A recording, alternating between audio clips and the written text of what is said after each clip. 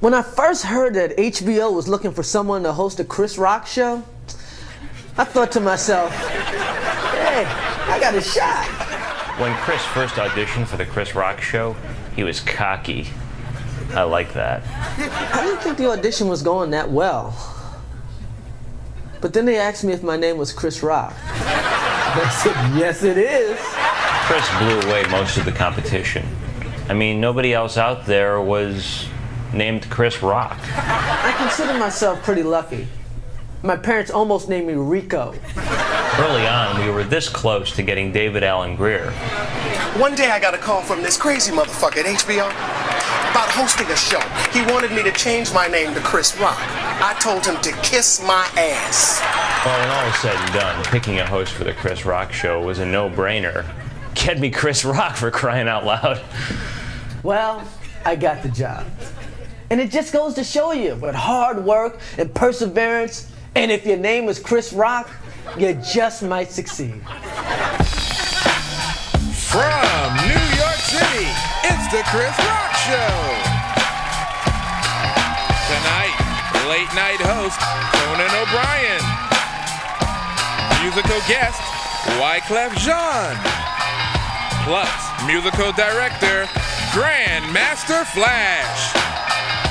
Ladies and gentlemen, Chris Rock!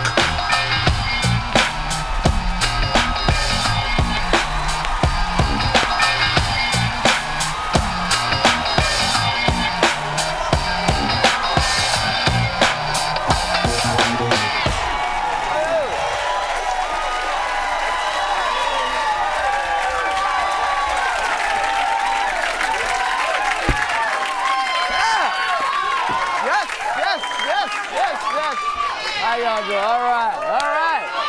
Thank you.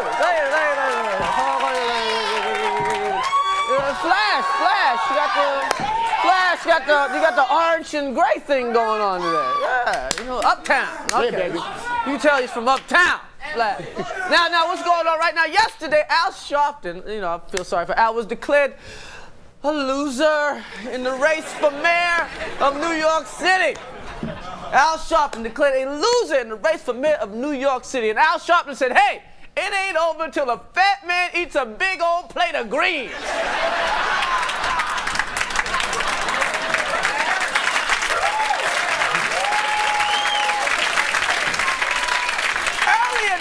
Earlier this week, Rudy Giuliani called Al Sharpton unqualified to be mayor. Unqualified to be mayor, right? And Sharpton said, hey, not only am I qualified to be mayor of New York City, but someday I'm going to be mayor of the whole world.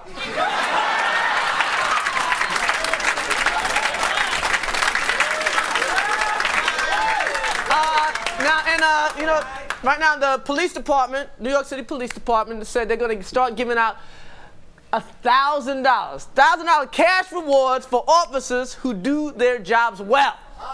$1,000 to get to do your job well. Hey, they don't pay pilots an extra $1,000 just because they land the plane. It didn't crash. Here's some money. No, they don't do that. We're not dead. Here's a check. No, they don't do that. What's the woman, the Clinton woman, Paula Jones is now saying that she wants a doctor to snap photos of President Clinton's dick. She wants pictures of his dick. Now, let me get this straight. If she was so traumatized the first time she saw this shit, what the fuck she want a picture of it for?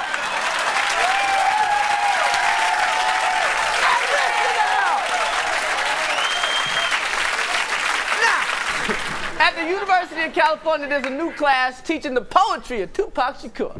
A class, Tupac class. Ain't that cool? Tupac class. You know he was playing hooky, now he's in class every day. You know what I mean? And it's a tough class now, because for the final exam, you gotta get shot.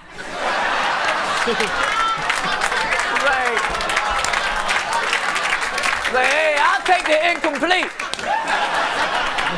A law professor in Texas said that blacks and Hispanic students cannot compete with whites. Now black students are boycotting this class. Now that's not a good idea, because now the professor's going, see, I told you them niggas don't like school.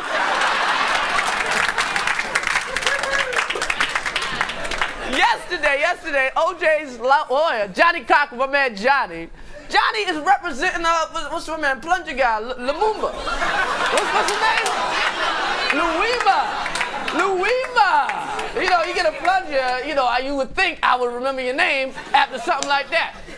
Now Johnny said, I already have my closing statement ready. His closing statement will be, if the plunger's in his ass, he gonna get a lot of cash.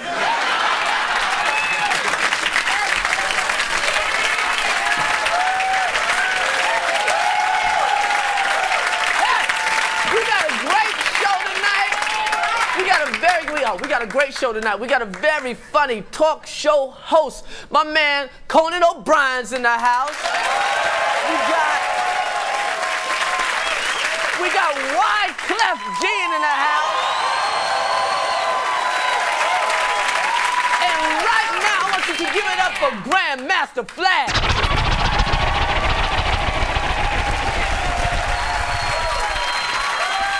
Hey, Buddy Butler. All right. Now, you know, I've been having a real good year, man, and a lot of good things have happened to me. MTV Awards, Rolling Stone, a lot of cool things have happened to me. But one of the most exciting things that's happened to me this year is that I've been able to fulfill one of my lifelong dreams. That's right, this year I received my honorary GED degree. So, I would like to share this experience with you. Chris, it gives me great pleasure to present you with this honorary GED degree. Thank you, Dean Palmer. Today, I consider myself the luckiest man on the face of the earth. And I do mean lucky. I mean, I don't have to tell you how hard it is to earn your GED. Some of you gave up to 6 hours of your life trying to pass this multiple choice test. And at times, I know you must have second-guessed yourselves, filling out C, when the answer could have so easily been B. You kids, you're the best and the brightest our nation has to offer. Your GED will open up many doors. The opportunities are limitless. Some of you may go on to lay down tar on the crossbar test. Others of you will scale fish. Some of you will pluck chicken. Some of you will be lookouts for crack whores on the streets of New York. Good luck and God bless.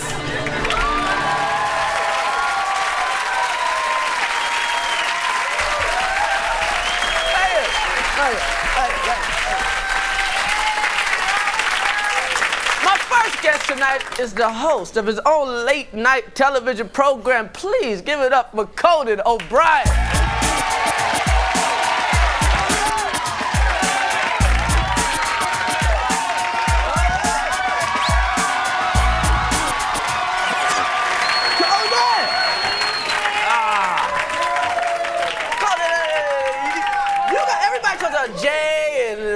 Jay and Dave, you got the best show by far. Oh, that's nice of you to say. No.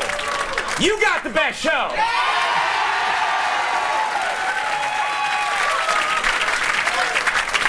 Well, I do. Come on. They want to see us fight. They do. You know, they try to get us to fight all the time. Yeah. But the feud's over. Now, The famous feud you the and I have famous always had. Chris Rock, Conan O'Brien feud. We got to end that We're thing. never gonna work together. Never again. You know, after that last movie. I know. No one watched that movie. No. Buddy Cops. I'm No. a slob. He's neat. No one saw it. No one cared, did No they? one cares. No. He's from Harvard, he's an ex-con. Can you guess which one? That was the name of the movie. Can you guess which one? Yeah. Now, what are you, like Title 7 foot? sucks. What? 7 foot tall? What are you? I'm a big freak, as you all know. That see me. People are stunned. You're a big freak like Wilt Chamberlain's a freak? I am. Well, no, not that way. I don't get that kind of action, but I get. No, people don't know that I do the show, and I sit there and I just, I go like, next guest, and people think, Do you do like that all the time? I like, if you've seen the show, and then people see me in person. Can you introduce Ben Vereen right now? That's right. Ladies and gentlemen, Ben Vereen.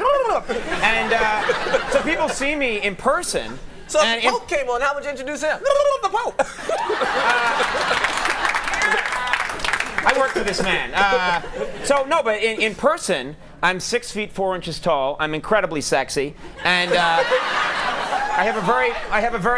watch it. I have a very pleasing odor, and so it's funny. People have no idea that I'm that tall. They have no clue. Now, you know what's wild? When anybody over like 6'3", if you're not playing basketball, people think you're wasting your time. Exactly. I'm one of those guys who I show up on the basketball court, and all my life as a kid, people were like, you know, this guy's 6 feet 4 inches tall. He's from Boston. You know, he looks kind of like Larry Bird. He's got to be amazing. All right. And the problem is I lack one small thing, which is coordination. And on the basketball court, I'm like a guy on stilts. I'm like, whoa. So whenever what I do is I act really cool when I show up. I don't touch the ball, because the minute I touch the ball, it's going to be like, You know, so I don't touch the ball. Stay away from the ball. Stay away from the ball. I hang around and I stretch and stuff like that. And I lick my hands. And people are like, that guy's good. That guy's good. So what happens is I get them to fight over me. Right. And then they're like, no, we want him. Then they pick me, and I'm like, all right, guys, let's play a little hoops, okay? Then they throw me the ball, and I'm like, ah! And then I'm a horrible freak the rest of the game. And I don't even understand the principle of the game. If you're a tall guy, you're supposed to stand under the basket. Exactly, right. And what I do is whenever I get a pass under the basket, I dribble way outside. Yeah, like this. And that might be one of the problems right there. That would be a but I problem. dribble way outside to like not even past 3-point, past 5-point.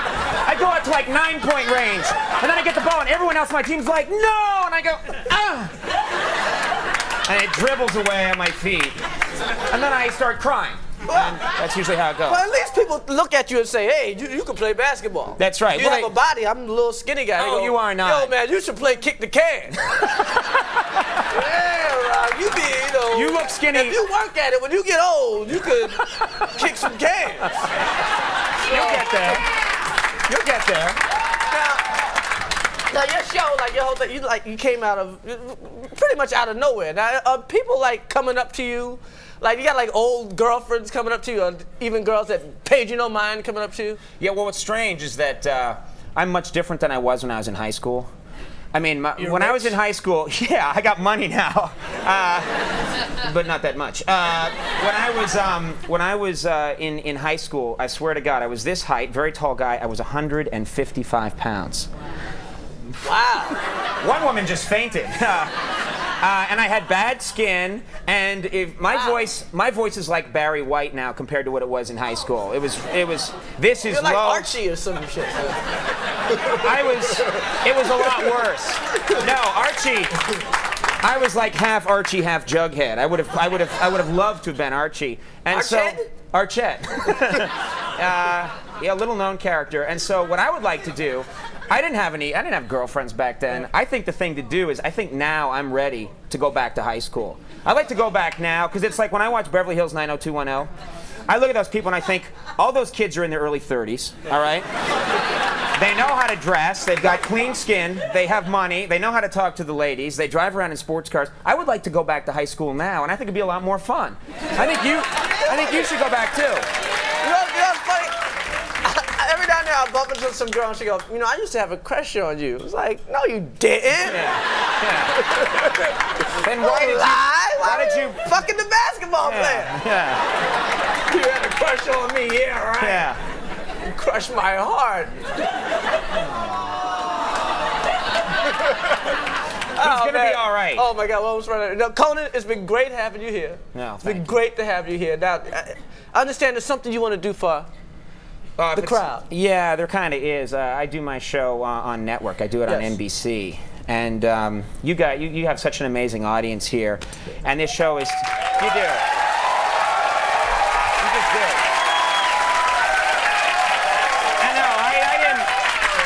I didn't say that to get cheap applause, though. I'm really glad it worked. But you know, this is cable and it's different. And I thought it's a you know, such a different crowd than what I'm used to. Is it okay if I try some material that I've always wanted to do that I never get to do on my show? Yeah. Is it okay if I do that? Thank you. Thank you very much. So what's up, huh? Boy, I tell you, that Wu-Tang Clan is dope, aren't they? You know, I gotta say, Hey, my favorite's the old dirty bastard. You know what I mean? I'm telling you, that ODB has some brown teeth. You know, those teeth are so brown when he drinks water, it turns into iced tea.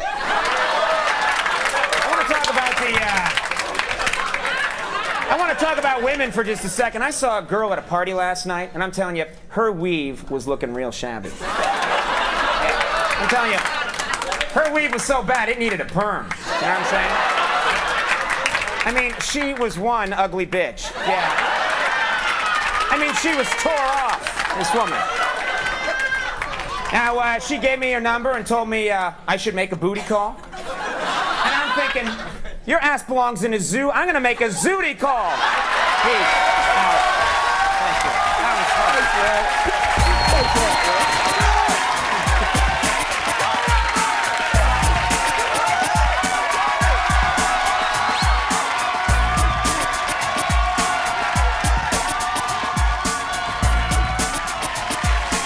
Have you ever watched those late night television infomercials? Well, last night I saw one that, I just loved so much that I had to record it. So why don't you just watch this? Are you tired of working for someone else, living in your mama's house? Well, I sure as heck was. But then I stumbled upon a way of taking a small amount of money and turning it into millions and millions of dollars. And in just a few months, I went from my mama's house to the penthouse.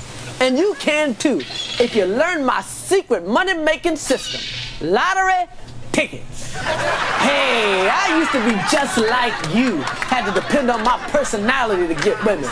Well, look at me now. That's right.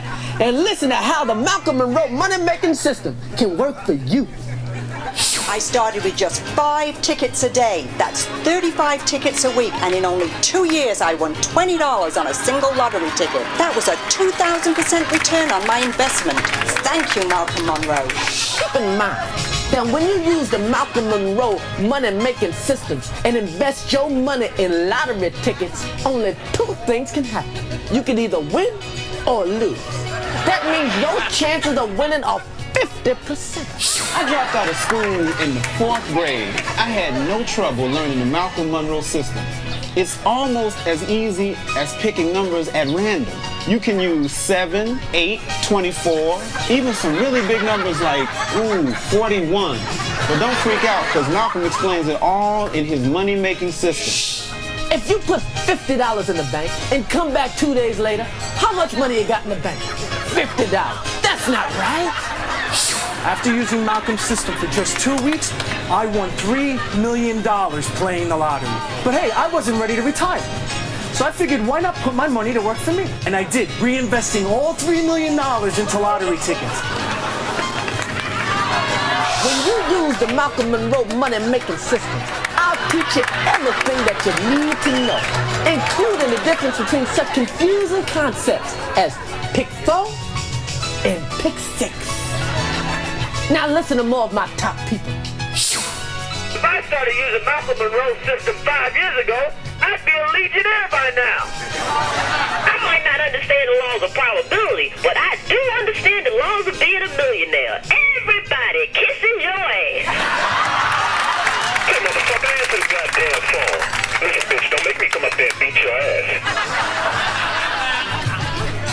If you order my money-making system today, you'll not only receive the patented Malcolm Monroe 5-in-1 scratcher, 5 times the scratchers, 5 times the winnings, but you'll also receive my brand new tape, Scratch Off Secrets. In Scratch Off Secrets, you'll learn every secret I know about the Scratch Off lottery. You'll learn secrets like scratching all the boxes at once, scratching off the boxes one at a time, scratching off the boxes vertically, scratching off the boxes horizontally, scratching off the boxes corners first, then the inside. Scratching off the boxes insides first, then the corners. Scratching off the boxes willy-nilly. Scratching off every other box, then going back and scratching the remaining boxes. Scratching off the boxes you feel have the winning numbers, and then going back and scratching off the others. And there's so much more. Remember, I went from my mama's house to the penthouse, and you can too. In fact, if you buy my money-making system, I'll give you an unconditional guarantee. It'll make at least one of us rich. And that's my point. May not actually constitute a real promise. Yeah.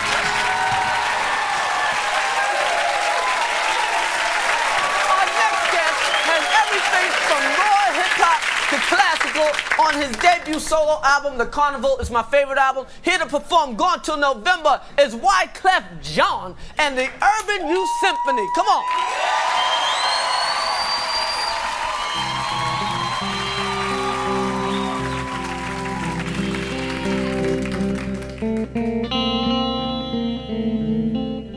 Brooklyn, Jersey, Harlem. Check the symphony.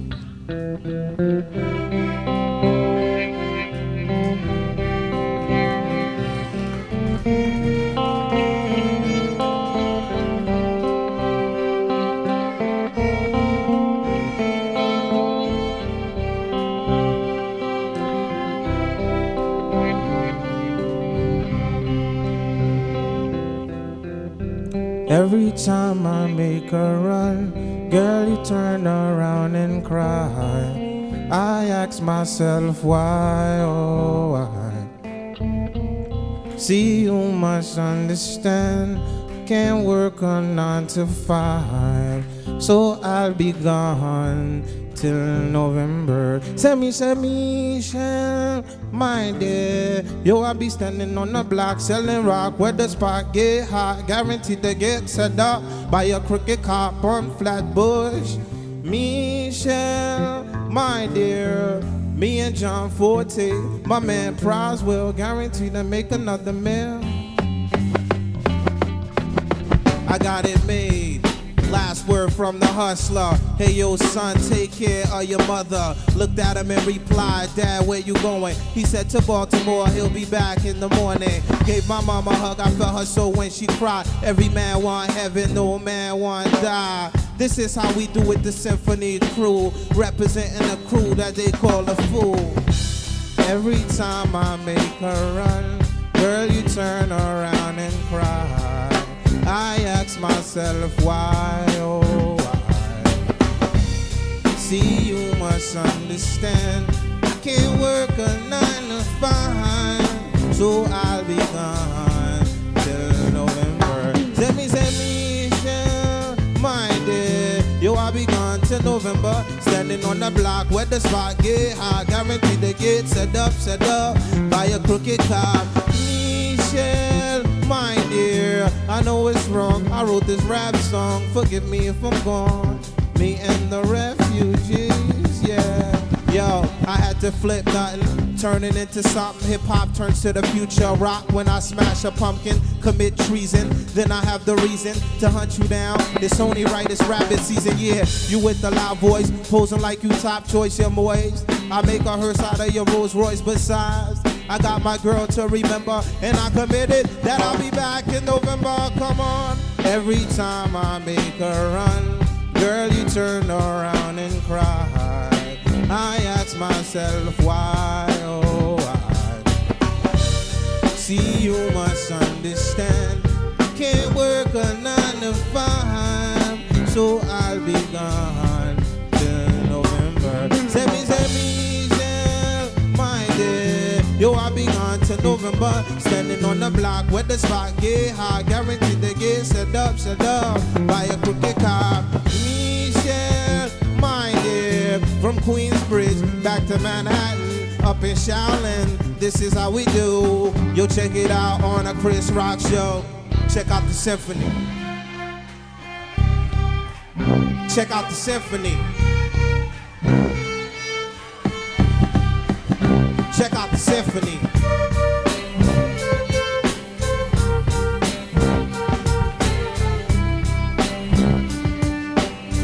Jamaican Haitians. Michelle, my dear. Yo, I'll be gone till November. Standing on the block where the spot get high. Guaranteed to get set up by a crooked cop. Michelle, my dear. Me, Proswell, John Forte. We guarantee to make another meal before we die. Cause life's a suicide. 1, 2, 3, 4, 5, 6, 7, 8, pow! Yo, thanks a lot. Yo, that's our show for tonight. I'd like to thank my guest, Conan O'Brien, Wyclef Jean. See you next week, yo, Flash.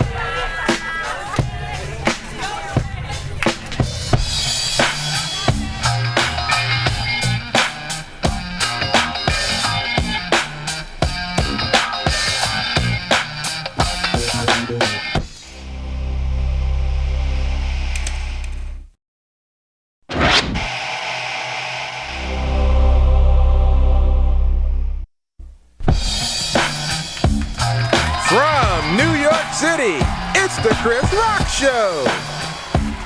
Tonight, actress-comedian Whoopi Goldberg. Musical guest, Casey and JoJo. Plus, musical director, Grandmaster Flash. Ladies and gentlemen, Chris Rock!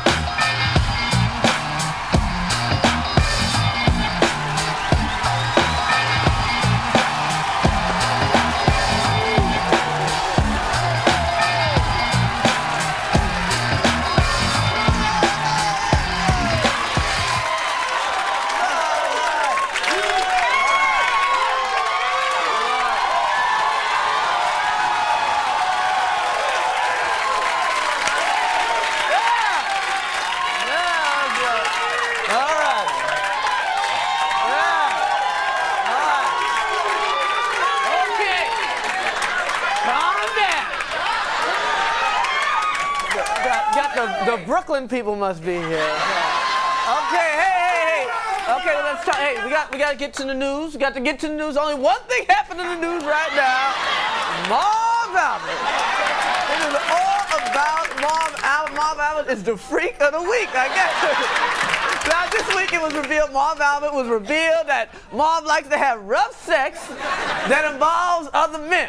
Rough sex that involves other men. So why the fuck was he trying not to go to jail? I understand if the sex in the jail, that's what he wanted. Now, you know why he got fired. He got fired, man. He got fired. And which it's good for him, because he couldn't call no more games. He can't really criticize any of the players. He can't be like, Shaq, you're doing really bad with your free throws. And Shaq's like, well, at least I don't dress like a bitch.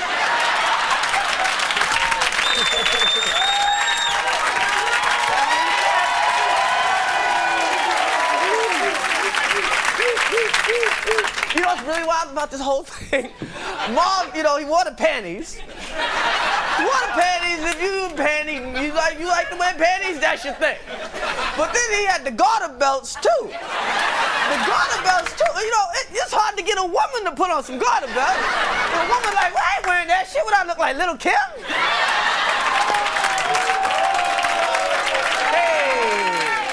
Hey, I like Kim. She's a friend of the show. You know what's wild too? Through the whole trial, he kept the toupee on. He kept the toupee on like that shit really meant something. Like he was really getting one over on us. He kept the toupee on. He's like, I know they know I fuck transvestites. But if they find out I'm bald, I'm over. It's all over. And you know what the worst thing about this whole Marv Albert thing is? That's all he's gonna be remembered for. The rest of his life, he is a guy who wore pumps and panties. No matter what he do, that is his legacy. If Marv Albert cured AIDS tomorrow, it'd be like AIDS cured by the penny man.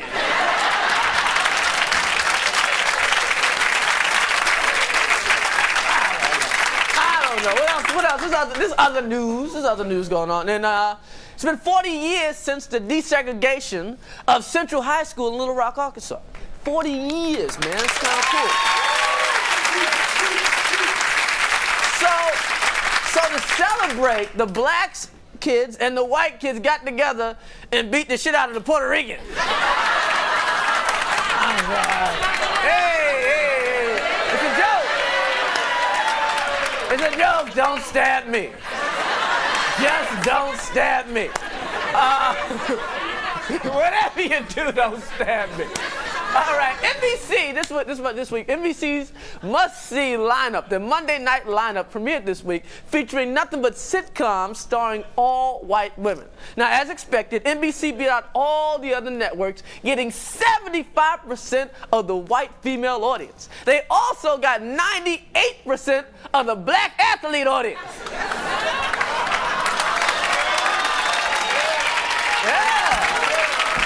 You get it? Because black athletes like white women. See, there's something about being able to jump real high that makes you feel like a white girl.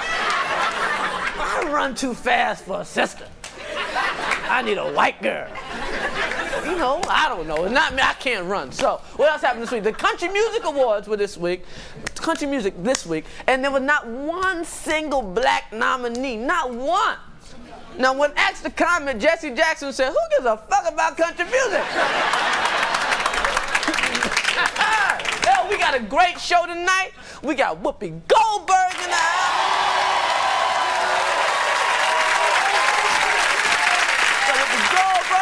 We got KC and JoJo. And I want you to give it up for my man, Grandmaster Flash.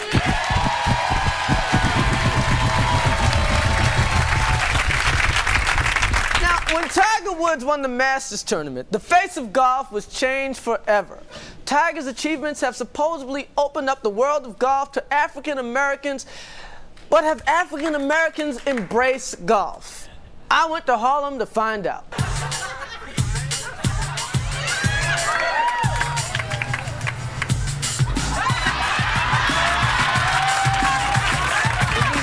an example to our young men.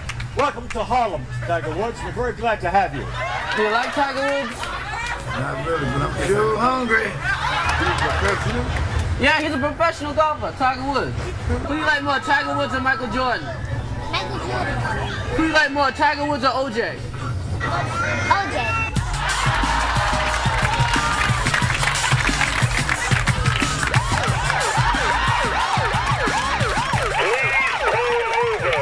So you got no Tiger Woods posters anywhere? No Tiger Woods posters, no. Yet you have DJ Craig G on the wall. Right.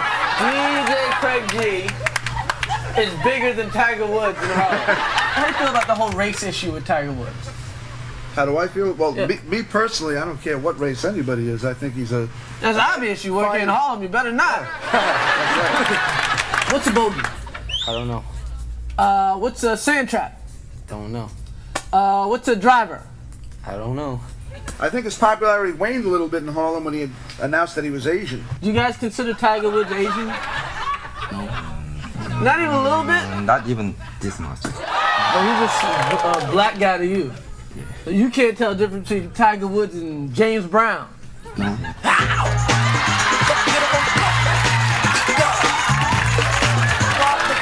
it looks like it's very boring. Why do you hate golf? Boring. How can we make golf more exciting? I think if they had like golf, if they had like some nice music, you know, like maybe some hip hop music, and they doing like a little bit more movement. If they would allow you to play golf without a shirt on, would you play it? Yeah. Do you think nudity would improve golf? Do you have any golf equipment? Yes, I do. Get out of here. I've been all over Harlem. I haven't found any golf equipment. What do you have, ma'am? You want to see it? Yes, ma'am. These clubs don't really match. Are they a set? Would you really call it a set, or is this various clubs from various ass whoopings? Okay, this is golf pants? Yeah. Or are they breakdancing pants? How you doing, ma'am? I loved you in the Jeffersons. These are alligator golf shoes. Just for the pimp that plays golf. Are you sure the yellow and pink goes with this?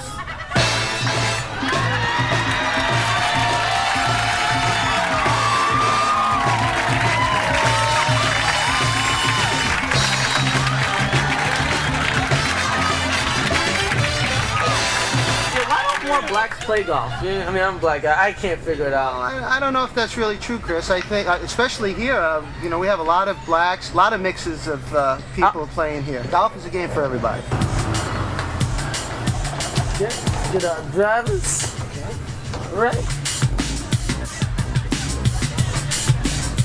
Oh. Thank you. You have the honor.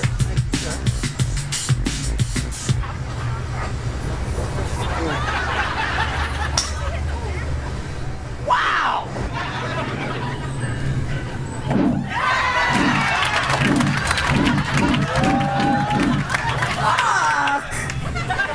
Negro, get off the course before you hurt yourself or someone else. I'm gonna focus on the ball like it's somebody I hate.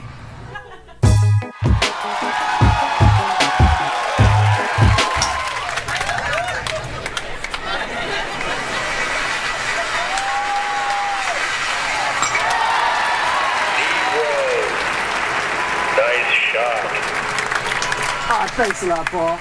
You know, Tiger's got his dad, I got you.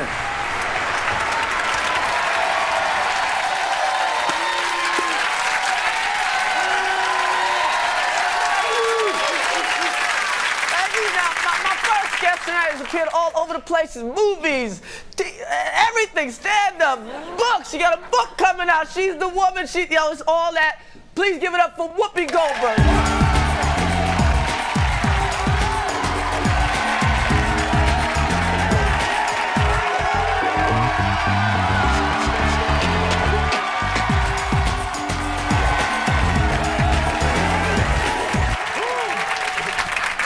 Child, pick my chest up. Shit. All right, Whoopi Goldberg on my show. All right. Hey.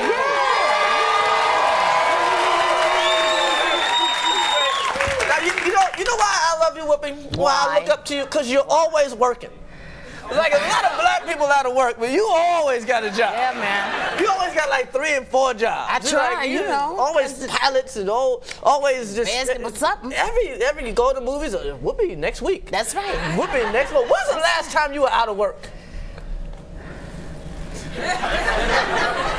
About a month ago. Yeah, right. No shit. For real. It was your choice? Yes. It was your choice. That's not out of work. That is out of work. No. When you out of work, it's like you want to work. No. You want to work. No. Hey, I'd like to work. And they go, get the fuck out of here. That's out of work. No. See, I thought I was going to get this other movie. Really? Yeah, and they said, fuck off. What white girl did they give it to? Somebody. They but said you know. they didn't tell you to fuck off. Yeah, they do. Get the fuck out. Why not? You know. What is the night? Wait, y'all know about this? Oh, they don't know read. About this? They're going to read this shit. This is Chris's book. No, this is Chris's book. Stop. No, because you the man. No, stop You it. the man. Why? You're the guest. I'm supposed to kiss your ass. But I have to come out here and say this, man. You are the man. Your shit is funny. Oh. Your shit is...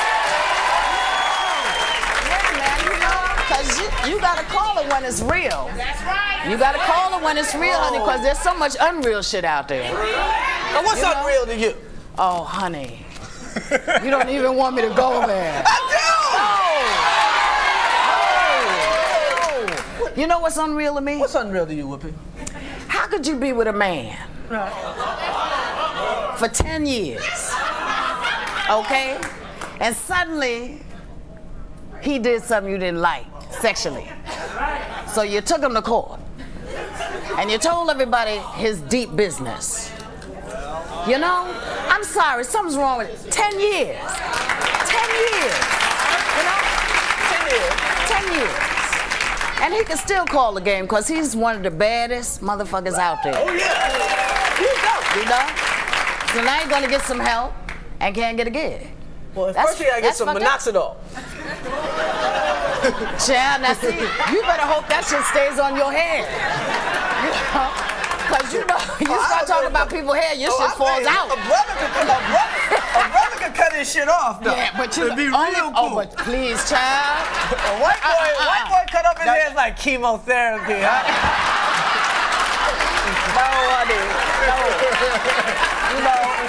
No, a lot of brothers try to do that shit. Got them heads go like that. That shit ain't pretty. That shit is not pretty. I'm sorry. You know, your head got to be like this. Got the lima bean head. You got to have that, you know, can't have that kidney bean head. Now the kidney bean shit don't work. You know. Don't jinx my hair. No. But you know, that's what I say. You know, you got to be careful what you put out there. Because, you know, you put shit out there and it comes back at you. Okay. It comes back at you. Okay. So, you know, we know it's fucked up because, you know, he's going to be listening to this shit for the rest of his life. You were right. Oh, fam. But what do we really know? We don't know shit. You know? We know. But we do know. Why did he plead guilty? Even OJ didn't plead guilty. Well, but you know why? No, you know why? No, but you know what? You know why? I don't know what you're talking about. You know why? if somebody is deep enough to pull that much shit out on you, and maybe some of it is true. Now, maybe he did like rough sex. Everybody like a little spanking every now and then. You know, not this, but a little. And you know, you get your girl, yeah, child. You know, and the sisters, we can't feel a whole lot, so you got to really be there. Okay?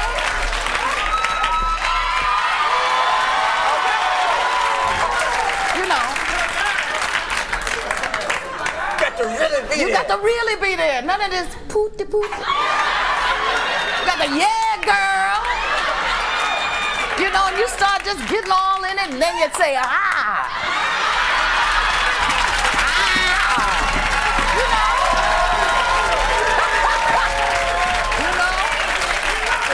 But I'm gonna miss Marv. I'm gonna miss Marv because he's the voice of the Knicks, and he'll get his help. Right. You know.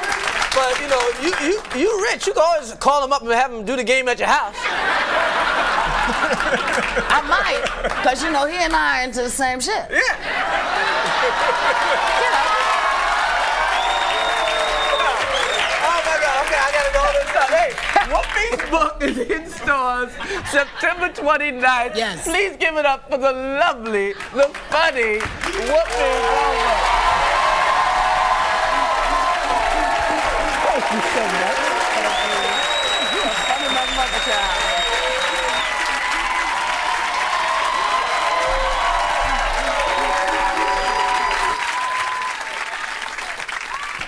Hey, ladies and gentlemen, my next guest needs no introduction. Ladies and gentlemen, Pootie Tang.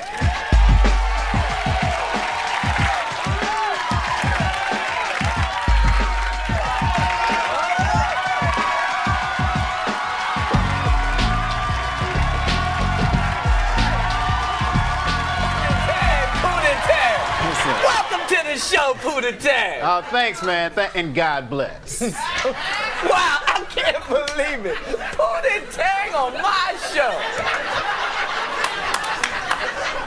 It's good to be here, little brother. It's good to be here. Yeah. Now, Pootie, I gotta ask you this now. What's up with you and Shada Tay? Oh, man, ain't nothing going on there. You know, me and Shada Ty, we just tilling the say. See, you know what? See, I heard you was tapping the city proud. Nah, D, no, that's a can of pan. All the way down.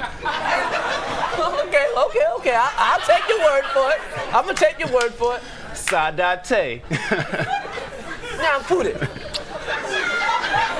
you got a new movie coming out, right? Oh, yeah. It's called Sign Your Pity on the Runny Kind. And who's in it? Okay, we got Cleepa Sank, Cole Money, Truckee, and Martin Sheen. Do you have a clip? Oh, yeah. Oh, yeah, okay, so let's take a look at this clip of Pootie Tang, Sign Your Pity on the Running Kind.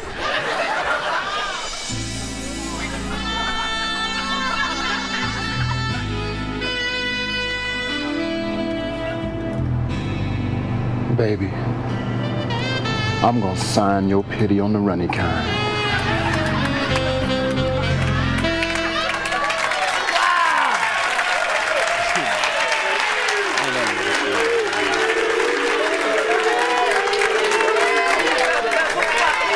That was great, Pootie. Pootie, that was incredible. Oh, hey, Sadate, you know. Well, Pootie, it has been better having you by. Oh, yeah. I Dave Buscemi, my brother.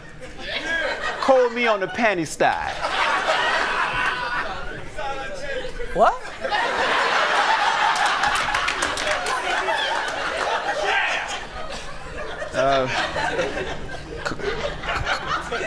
Called me on the panty style. Called me on the panty style? Nigga, what the fuck are you talking about?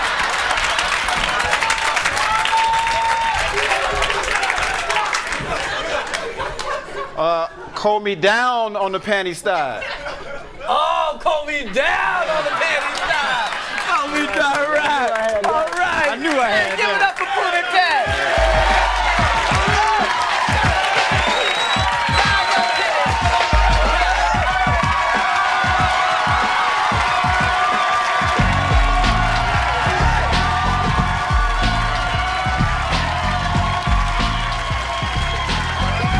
Perform the song Last Night's Letter on Two Gifted Brothers. Please welcome KC and JoJo. Nothing I would do for every place where to love you. Baby, baby, I love you always. Every night, always. Thank you. Yo, that's our show for tonight. I'd like to thank my guests, Whoopi Goldberg, Casey and JoJo. Pootie Tang, yo, give it up. Yo, Flash, take us out.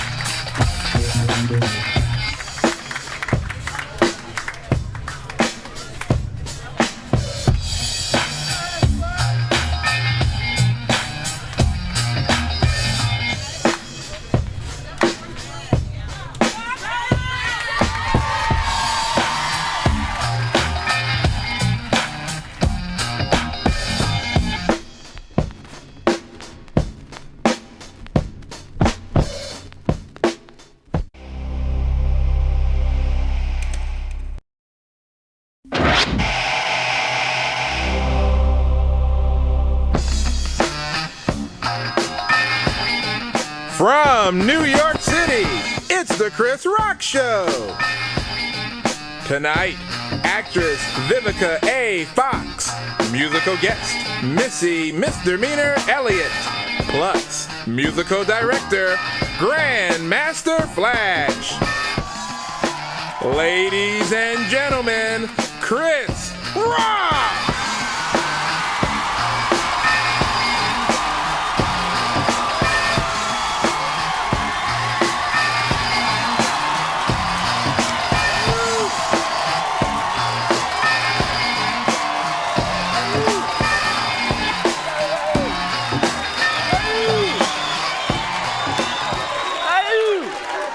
Thank you all. Thank you all for. Thank you all for. Thanks for.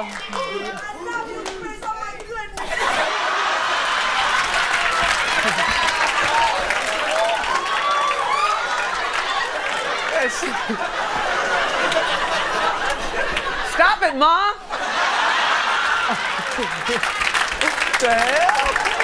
Calm down, woman. My God, how's it going, Flash? All right. So, big week this week, big week. Mitch Blood Green is suing Mike Tyson for beating his ass in 1988. 88! That must have been some ass whooping that he gonna do. It's like, there, I can't sit down. I gotta sue Mike Tyson. My ass still hurts. What the hell going on? They're in court right now. Yesterday, Mitch's mother testified and showed photos of her son with his face swollen and grotesque. And the judge ruled him as inadmissible evidence because they was taken before the ass whooping.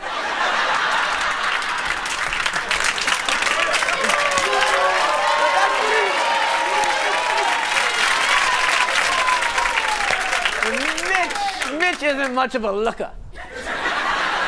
This week, a teenager in Mississippi opened fire on his classmates. They started killing kids, man.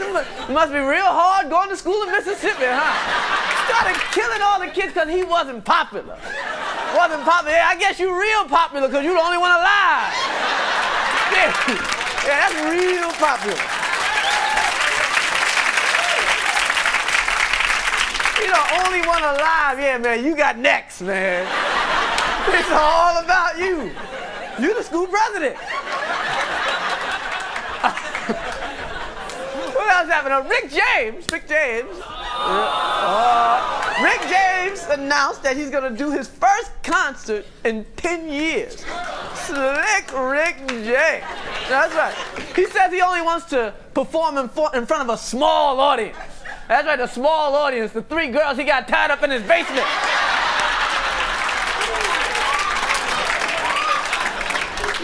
You been to Rick's house? Hey, a new study shows that high school students who had access to birth control were less likely to have sex than those that didn't. Unless they also had a nickel bag and a Land Rover.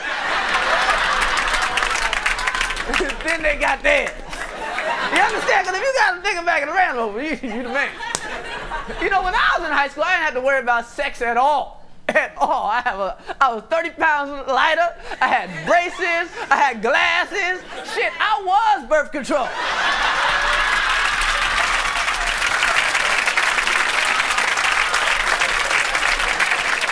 Now, I know what y'all thinking. I know right now it's hard for y'all to do the show because you want to party. Because you know why? Everybody's thinking about the same thing. Tonight is Rosh Hashanah, the Jewish New Year. That's right. Tonight is Rosh Hashanah, the Jewish New Year. I know all of y'all got plans for the night. So right now we're going to go to our correspondent live in Times Square, John Heyman. Chris, it is insane here. Although this is one of the lighter turnouts we've seen in recent New Year's Eve, still, there are literally dozens of people walking around the Times Square area. And in just about, 20 minutes or so, it's hard to believe, but when that big ball drops, it'll be 57-58. Happy New Year, Chris. Thanks a lot, John. We'll check with you later.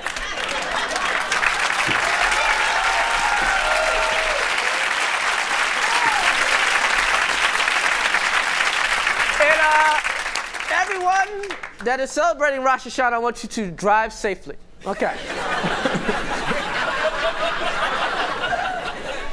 Okay, right now at the Chris Rock Show, we would like to take some time out to honor some very special Americans. Ordinary citizens who make extraordinary contributions in their own communities, never getting the credit they so richly deserve. These people volunteer their time and labor 1, 2, 3 times a week for you and me to perform oral sex. Never seeking the spotlight, these people practice the purest form of charity, giving in private without needing their neighbors to know how truly merciful they are. For most of the day, they may be shopkeepers, or homemakers, or farmers. But for a few minutes here and there are heroes who, through small acts of human kindness, make an increasingly hostile world just a little bit happier. Remaining anonymous to all but a few, these outstanding Americans deserve a salute from all of us for never forgetting that charity begins at home.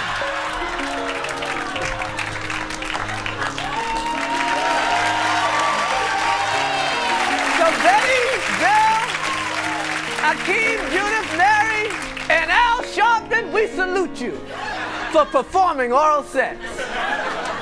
Okay, we got a great show tonight. We got Vivica A. Fox in the house.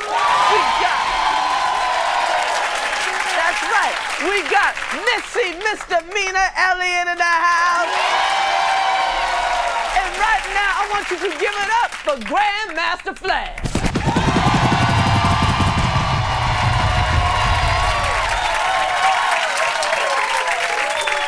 Now, coming up later this month on HBO is a new special. Here's a peek. Take a look.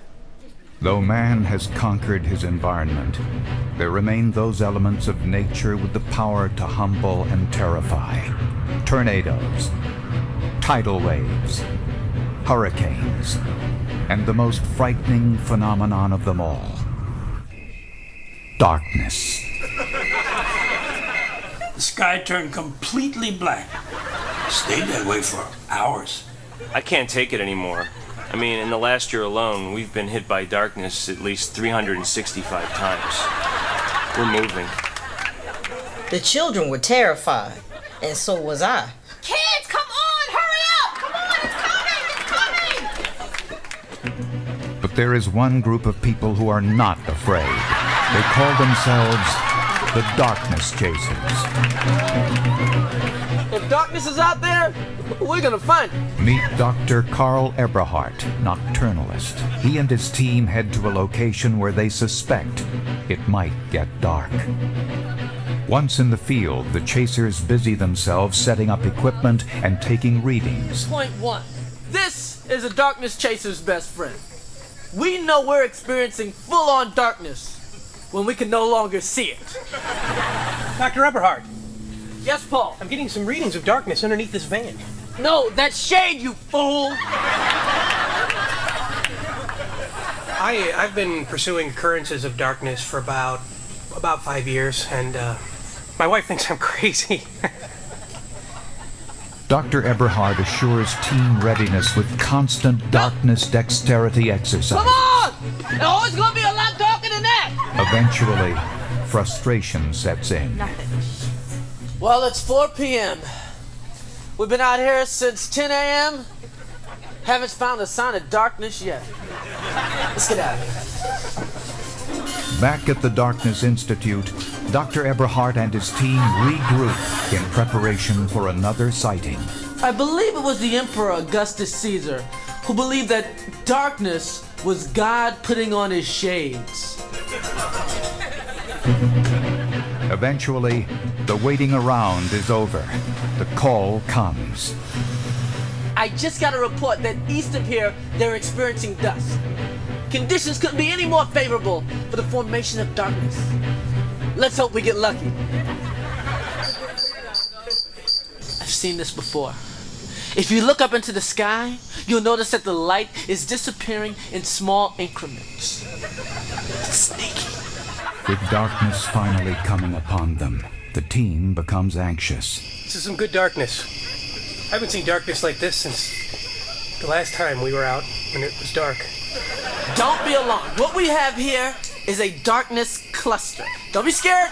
It could last for hours. What are the meters showing? I can't see anything. I'm not sure. Yeah, I don't know. It's kind of dark.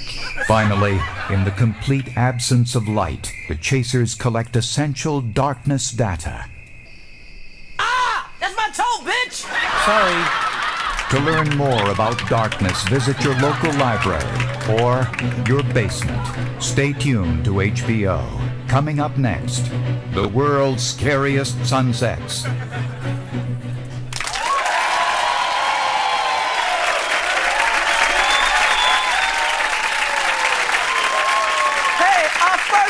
Appeared in such films as Set It Off, Booty Call, Independence Day, and you can catch her right now in the hit film Soul Food. Please give it up for Vivica A. Fox.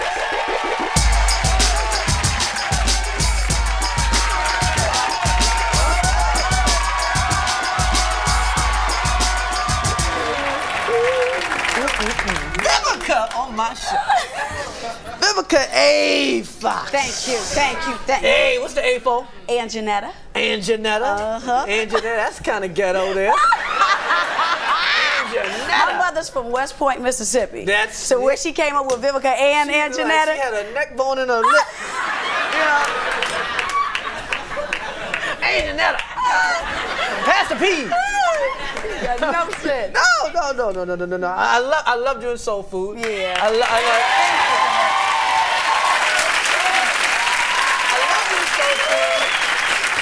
I'm glad you got the part.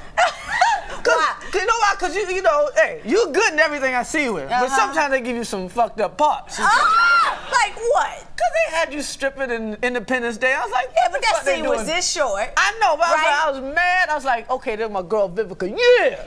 Vivica, yeah, Whoa. she working. Yeah. The one black lady in the whole movie, yeah. Why the fuck they got her stripping? I was mad. But for once they trusted the sister to be this. You did help save the day. Thank you. You did save the world. Yes. You know, I thought, did they cut out a scene or some shit?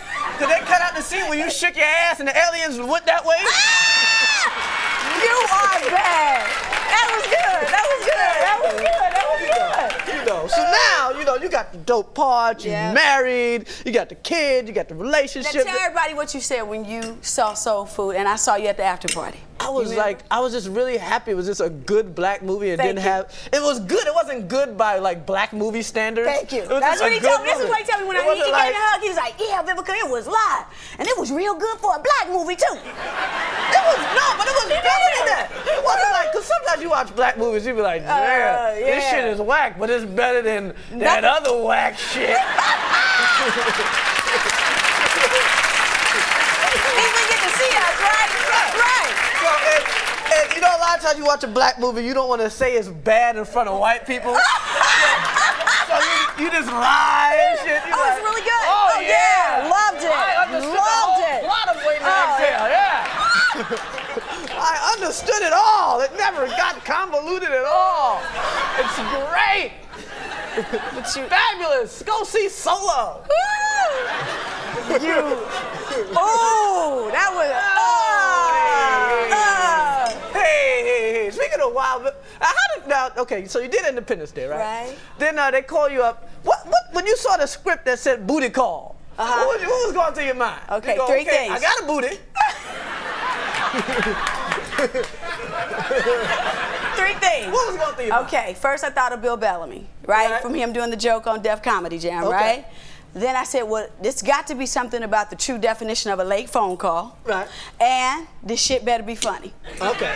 Y'all had some funny shit in there. Yes, we did. They had some funny Especially shit. with me in it, because I knew I wouldn't be able to live it down for the rest of my life. Every time I see girl booty call was whack. Right? And you know they would have. Right. The name booty call. Thank God it was funny. Really like, Yeah, out there. But it was really a out there. safe sex. Was that your message ass film. on the Didn't it look like it? It looked like your ass. And you know what I recognize your ass.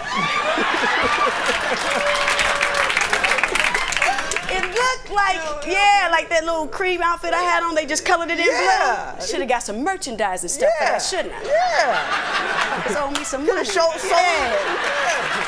That's all right. Yeah. Sell little booty. Yeah, but it's doing really well. I mean, it tripped me out. I was on an airplane and to look at I saw it on You the know what I'm American. saying? Was that a trip? And you know what's really wild? I'm sitting in American, and like they got all these movies, and the white guy gets like on Golden Pond or whatever, and I'm like, I'll take booty call, please. Did they all turn and look at They you were like, no. You're like, no, really? They're like, nigga, please. Not booty call. Other black people are like, no, don't get that one. They're gonna find out. So Vivica, I have to thank you for showing up to you're my boy. show. I really love that you're here. Everyone should go see Soul Food. It's the best day out.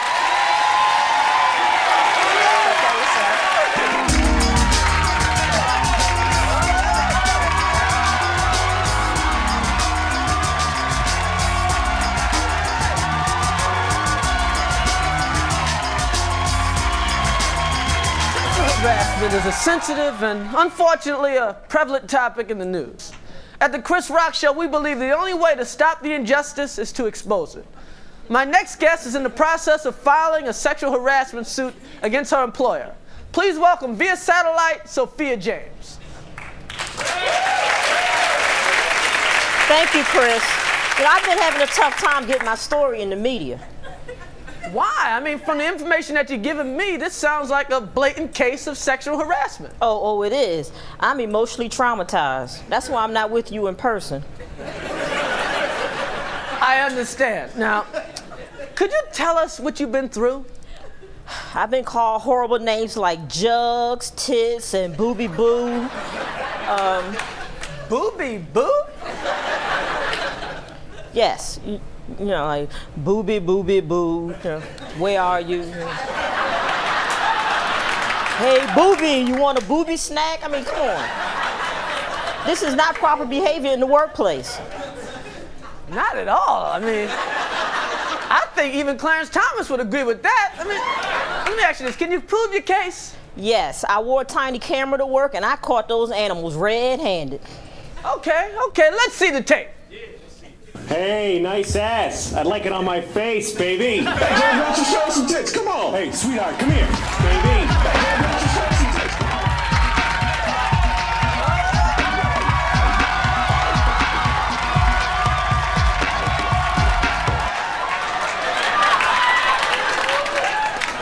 There you have it, Chris. I still have a hard time watching that.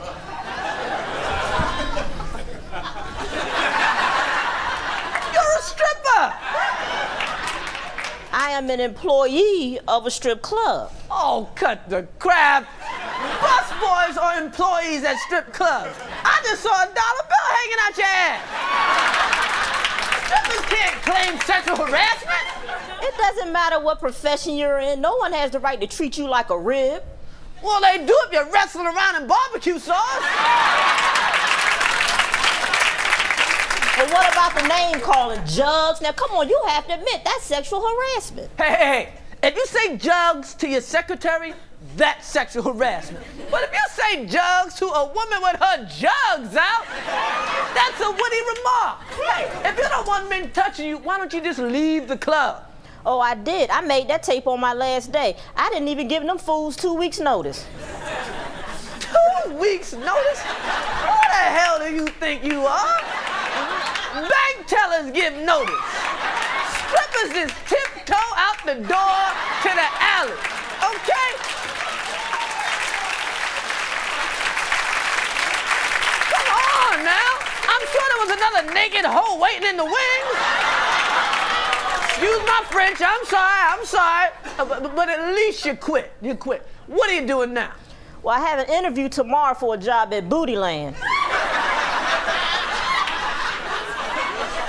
I'm gonna smack the shit out of you.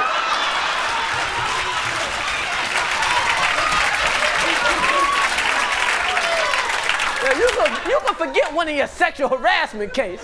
Oh, okay, I beg to differ. All right, let's look at some more of that tape, Mr. Man.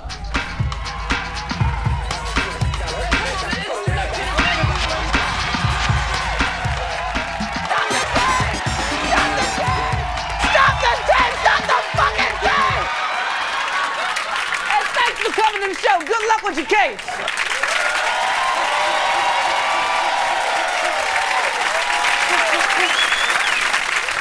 Here to perform the song Sock It To Me off her album Super Duper Fly. Give it up for Missy Misdemeanor Elliott. Hey yo, you know what? We on Super Fly. Hey yo,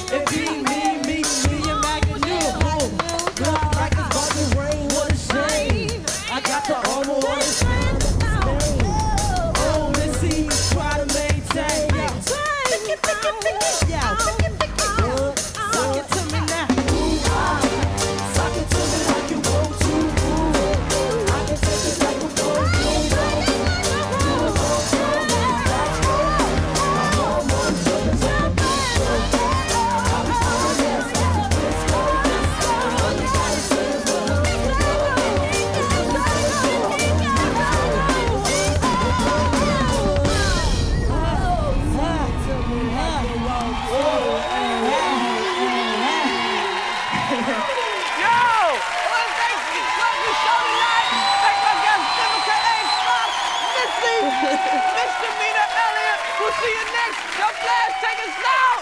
Let's go to John Heyman. 10, 9, 8, 7, 6, 5, 4, 3, 2, 1. That's it. Happy New Year, everybody.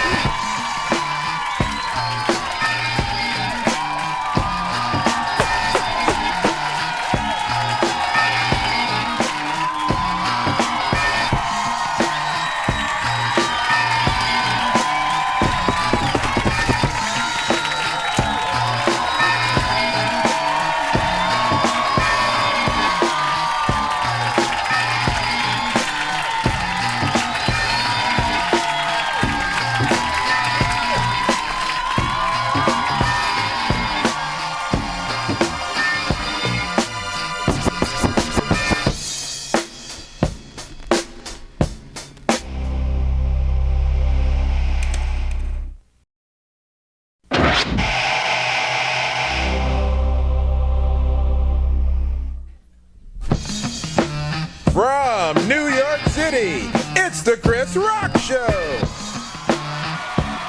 Tonight, journalist Bryant Gumbo. Musical guest LL Cool J. Plus, musical director Grandmaster Flash. Ladies and gentlemen, Chris Rock!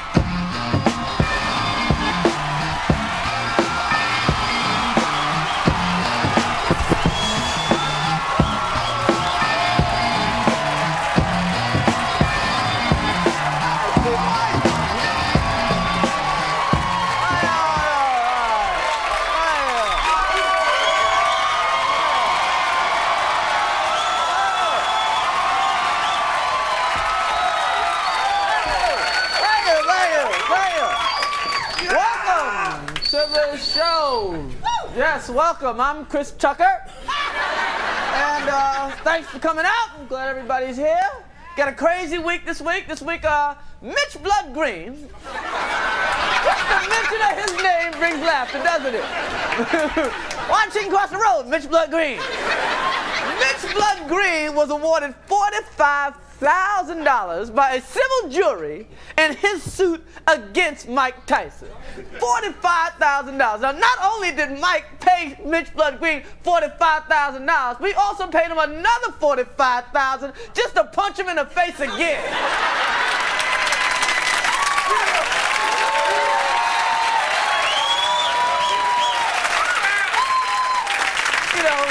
Mike want to get his money's worth.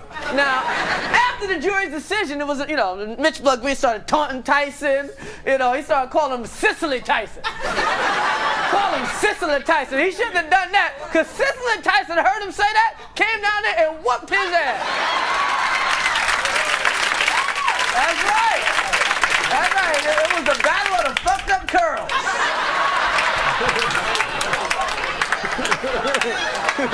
Did you see Hoodlum? All right. Here's some sad news. John Denver died this week. And investigators are saying it may be gang-related. I'm just kidding. Come on, but it's sad, man. First Tupac, then Biggie. I don't know if rap could survive this.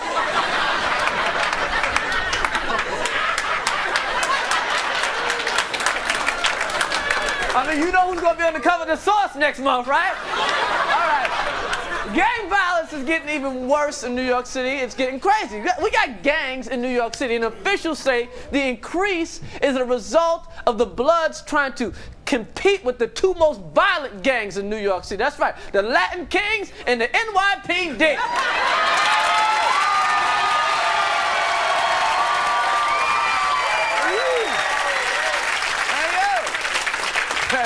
Box cutter, plunger.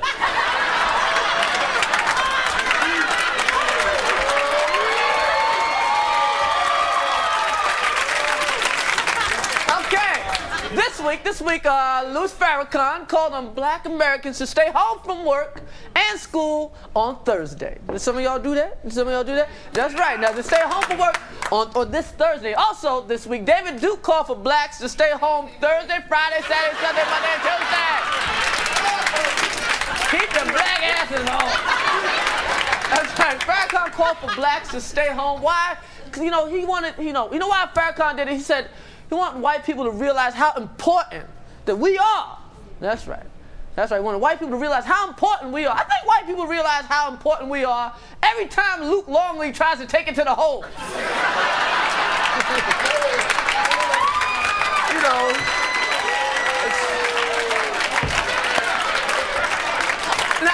Hey, I'm down with the whole thing, but I hope this whole day of atonement, I hope it doesn't backfire, because brothers will get fired, and then we got a whole lot of days to atone. What you doing tomorrow, Tony? President Clinton, our president, Mr. Bill, is finally getting fed up with Paula Jones and her accusations of sexual misconduct. That's right, he can't take it no more. Now, this week after Paula Jones claimed that, now did y'all hear this? That the President Clinton's dick was bent. That his penis was bent. That when erected was a little sideways. Now, you know what Clinton said? Hey, she didn't say that when I shoved it in her face. Chris Rock's monologue is brought to you by God. Yes, God, maker of fine products like the earth, the universe, and salt. Now, we got a great show tonight.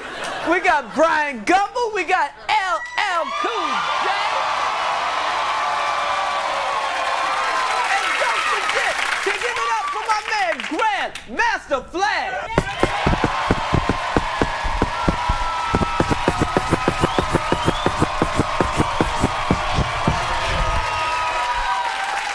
Okay, now fall is here and kids are back in school, but not all of them are going to finish the year, especially here in New York City where we have one of the highest dropout rates in the country. I mean, what happens to someone who drops out of school? What is their future going to be like? So what I did is I hit the streets and I talked to some people who just might know. What kind of job can you get if you dropped out of school? Well, the jobs that we handle are mostly loading and unloading trucks, stock work, packing, shipping, a lot of unskilled work. Is this the worst job you ever had? You had a worse job than it? Would you play a roach? What kind of work are you looking for now? I'm looking for something like a CEO position. School just wasn't doing it for me. So, being a bathroom attendant, is that doing it for you? Not yet. You got any astronaut jobs? Not at the moment. What's the craziest thing that's ever happened to you on the job? The craziest thing I would say, I met a man one time who had a really bad foot fetish and gave me like $200 just to suck my toes. Beautiful face, beautiful hair, a figure that's really neat. But the face and the hair wouldn't go nowhere if it wasn't for the feet. What's the worst job you ever had? Well, I never had a worse job. Every job is the best and depends how you're looking at it. So you're a positive guy, huh? I am. Wow, if you had to shovel cow shit, you'd be the happy cow shit guy. You been convicted of a crime? I don't believe that's your business. What's the worst part about this job as the elevator operator? I guess the triple force. So now, would you be in tomorrow morning at 6 o'clock ready to go? We could send you right out to work. Yeah. Don't CEOs come in a little later? 6:30. You get ready for the Peaches and Herb reunion? How did you get this job? Daddy. You see any strippers around here that need to retire?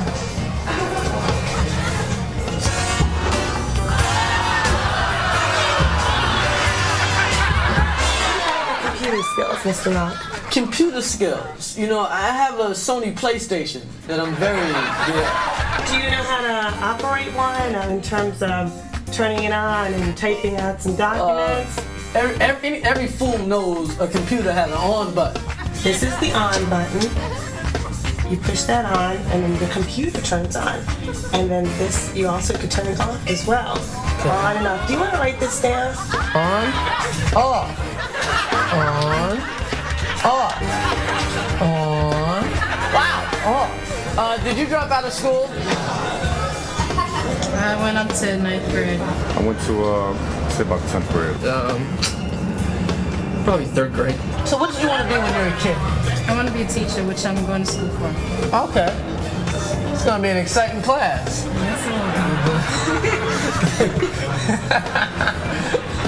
If you're good, I'll show you some ass.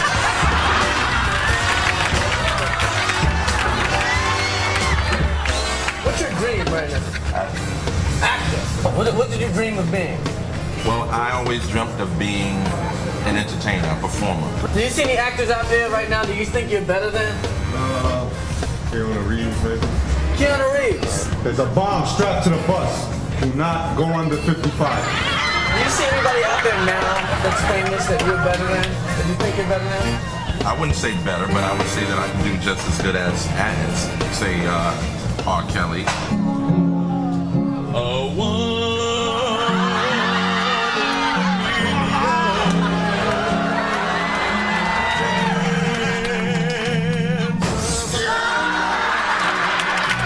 What advice would you give your kids thinking about dropping out of school and becoming strippers?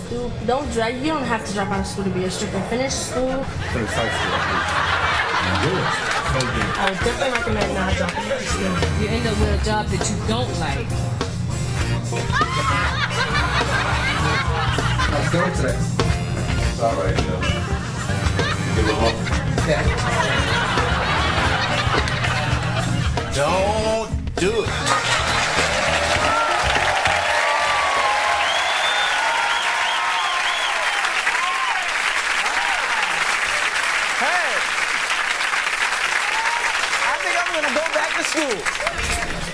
My first guest tonight was the anchor for the Today Show for the past 15 years, and he now has a primetime magazine series called The Public Eye. Please welcome Bryant Gumbel.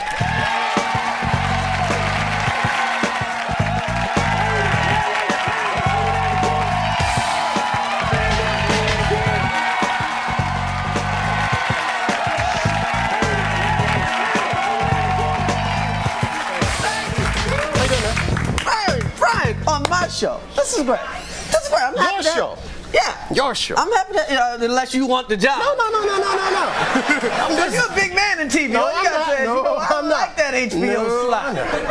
No, I'm not. Now, you know what's weird now? I'm glad people like giving you standing ovation, your props, because I'm like, okay, this is a weird one. Like 10 years ago, I did a joke about you that was like really bad, and it was like, if somebody told Bryant Gumbel he was black, he'd have a heart attack. And it came from like my ignorance of like this is where I grew up and everything, and like any black guy that spoke well was like considered white. And I'm glad that people are like growing the fuck up and like giving you,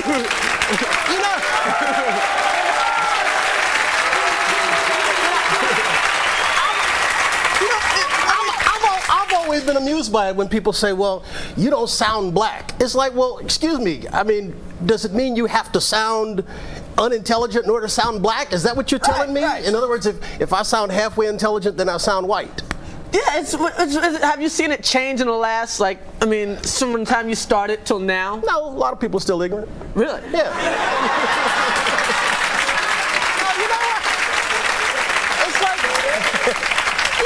And you know this very well. I mean, if you got good parents and they stay on you and they just want you to use proper English, you just grow up using proper English. I don't take any great pride in it. I mean, just speak. That's all. It's not something you put on your resume. No, Man, I could talk.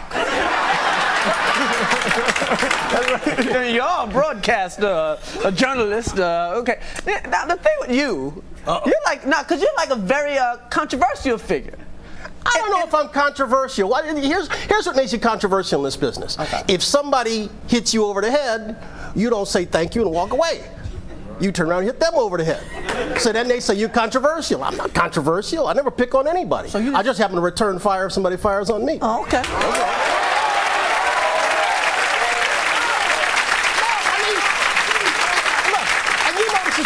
I do. It has ever been thus.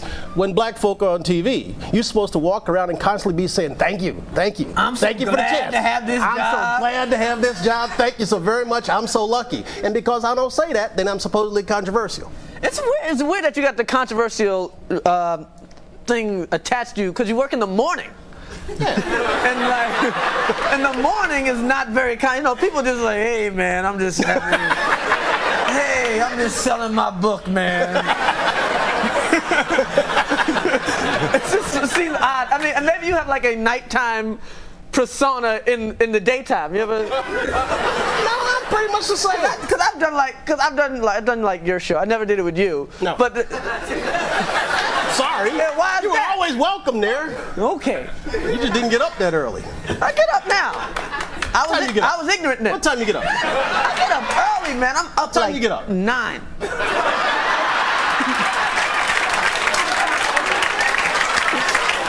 Oh, man, cut a brother some slack, man. I didn't get in the show business to work. Sleep's overrated. Sleep is overrated. Sleep's overrated? Yeah. What are you talking about? You don't need a lot of sleep. You need some sleep, Brian. You don't need a lot of sleep. You need water, food, and sleep. If you don't get nothing else.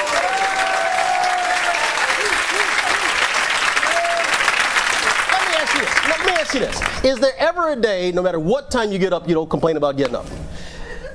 Sometimes. It doesn't matter if you get up at 4 or at 11, you're going to complain about it. Yes, you're right. And 2 minutes after you're up, does it matter?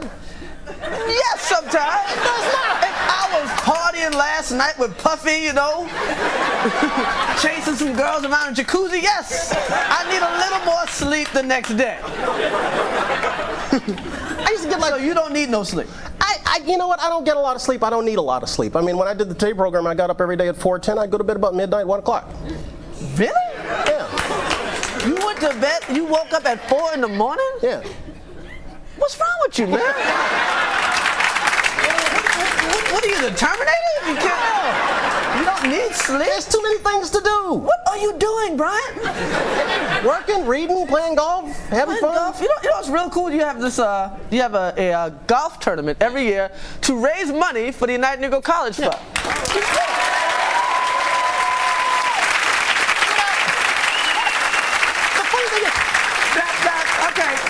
Okay, speaking white, that's ignorant, but golf is very white. More brothers would play if they dropped the requirement for plaid pants. That's true. Okay. But, you know, but the funny thing about the tournament, I've been doing the tournament now 10 years, and I bet there's only a handful of people that even know about it. You know, and we put, my foundation puts through 84 kids through college every single year. Every single year. I do it because I believe in education. I believe in black folks getting an education. I don't do it to get your applause, although I'm grateful, really. But the funny thing is, nobody ever writes about that. You see? Nobody ever writes about that. Right. Did you hit them upside the head? That's right. I hit somebody upside the head today. All right, man. I got to thank you for coming. Hey, always a pleasure.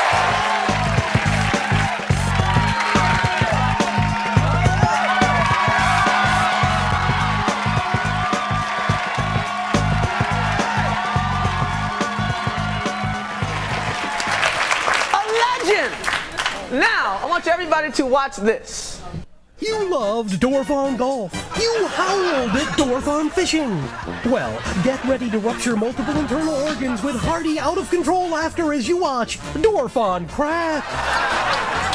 Chuckle along with the inner city's most lovable loser as Dorf tries his darndest to get high.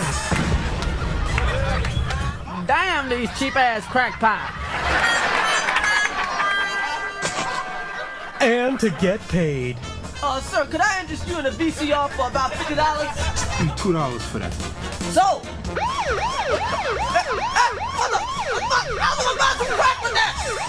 Dorf just can't win, but he takes the prize as the wackiest substance abuser you'll ever see. For $19.95, you can own this hilarious full-length cassette for yourself. It's 21 zany minutes of fun at about the same price as a couple hits of crack cocaine. Send for Dorf on Crack today, before the real Dorf people take some kind of legal action and prevent us from selling them.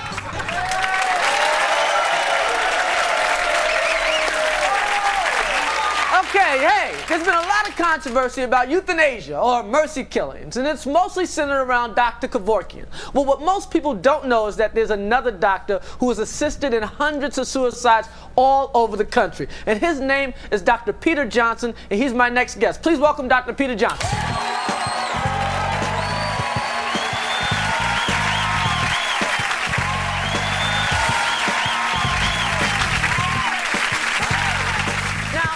Euthanasia, or mercy killings, as you may call them, it's a very, very controversial topic. Now, what's your take on the right to die?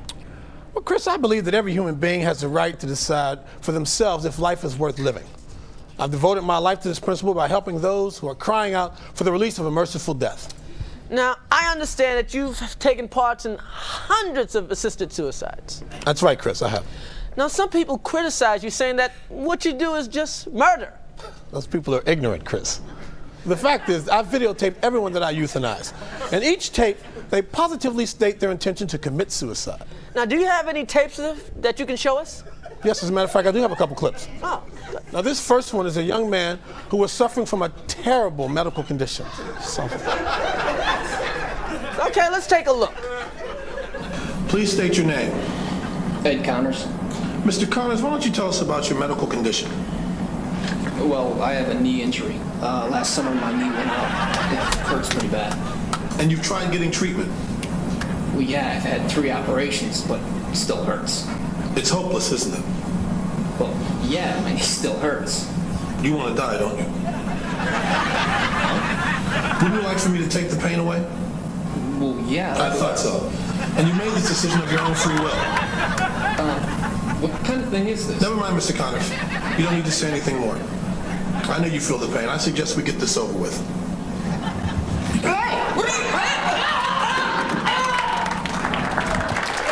Now, I think you can see from the tape that Mr. Connors died of his own free will. Doctor, with all due respect, you killed that guy. I didn't kill him, Chris. He killed himself. I merely assisted him. And he was suffering.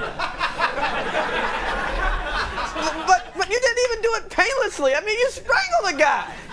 What's the difference? He's dead, isn't he? I'm not going to remember if it was painful or not. He's dead. The point is he got what he wanted. Now, this next tape, I'm going to show you this next tape. It's of a woman who living had become a terrible task for her. And I was very happy to bring her some relief. Okay. Let's look at the tape. Excuse me, ma'am. Oh, hello. Ma'am, those bags look very heavy. I bet you're tired of carrying them around, aren't you? Yes, I Would you like me to help you so you won't have to carry them anymore? Yes, I suppose so. Say no more, ma'am. I'm here to help you.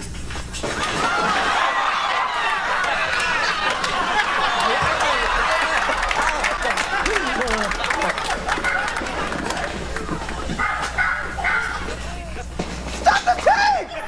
Stop the tape! That was no mercy killing. You mugged an old lady. I didn't mug her, Chris. I was helping her. But you went through her wallet. You had a fucking knife. Chris, I am not independently wealthy. I'm a doctor and I'm entitled to a fee. You're no doctor. You're a murderer, a killer. So what you saying, a black man can't be a doctor? What the fuck does black have to do with this? You just killed somebody. Chris, please, just take a look at this next tape of me euthanizing a man who was confined to a chair.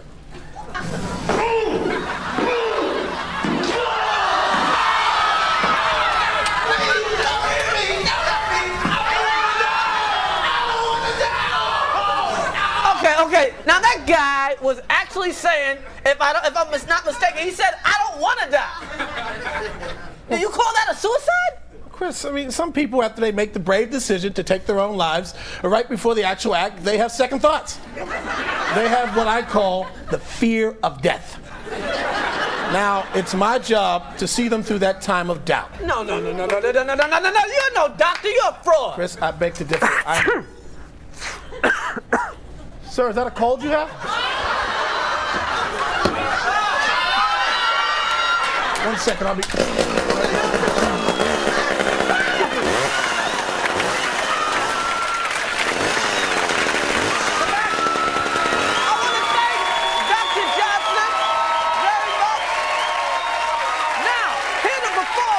phenomenon from his latest album just released this week. Give it up for LL Cool J.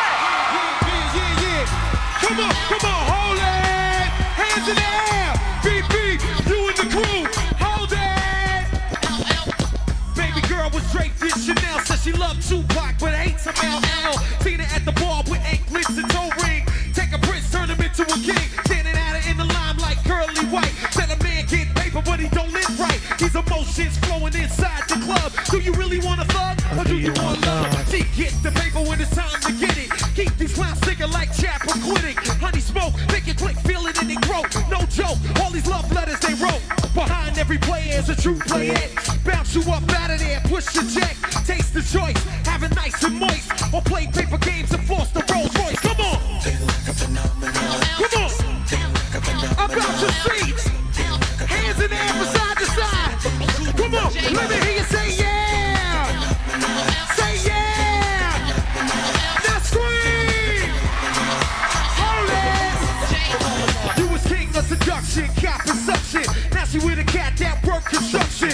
But with the paper, abuse of mind. This a new level when you know it's out of line. Off top, lap dances got to stop. Play out your chick, cause your game is hot. I did it too, dying ice, my whole crew. Banging on my chest till I'm black and blue. We beefing, yelling on the cell of my six. You reaching, then I heard the cordless click. Now you club hopping, keep the crystal popping. Use my chips and take the next man shopping. Hell no, must be out your mind. Knees in your elbows, each and every time. That's why I love you. Mommy, you run your mouth. Throw your legs over the bed, baby, work me out. Come on. Come on. Come on. Hands in the air from side to side. Hands in the air. Let me hear you say yeah. Say yeah. Now scream. Hold it. You was all souped up but played it just right. I was full blown, my game was airtight. Needed to switch up, get it again. It's a whole new movie, world premiere, yeah. Keep it jingling, no more mingling. Brand new year, me and you can bring it in. Tired of the freaking night to morn. Phone it in the mirror with my Cupid's on. Bygones be bygones, no more games. All the chicken heads go up in flames. Brand new mansion, lake it back. Got it all figured out, mommy, I like that. Collect chips, cop his and her whip. Waste $250,000 on clothes to sit. You worth it, play girl, real in the field. Say what you want, but keep your lips sealed. Something like a phenomenon. Come on. Something like a phenomenon. Come on. Something like a phenomenon. Come on. Something like a phenomenon. Let me hear you say yeah. Say yeah. Now scream. Scream.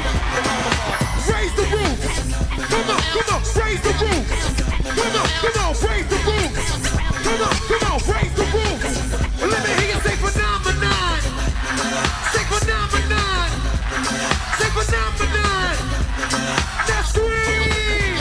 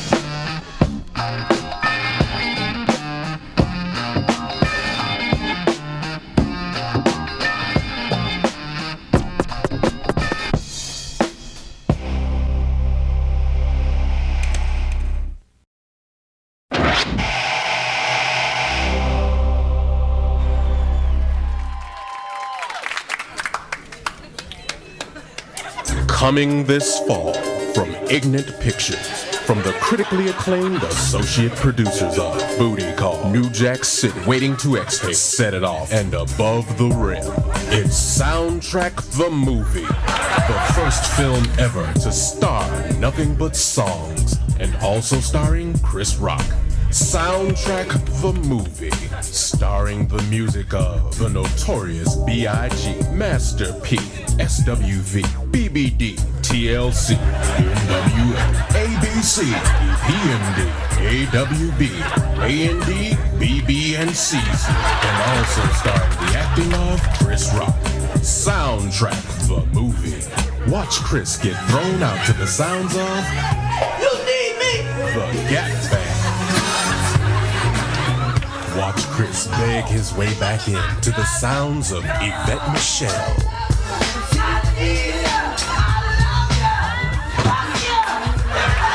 Watch Chris find out his phone got cut off to the sounds of the OJ. Can I probably get a dial tone? It's Soundtrack the Movie. And Soundtrack the Movie has a soundtrack.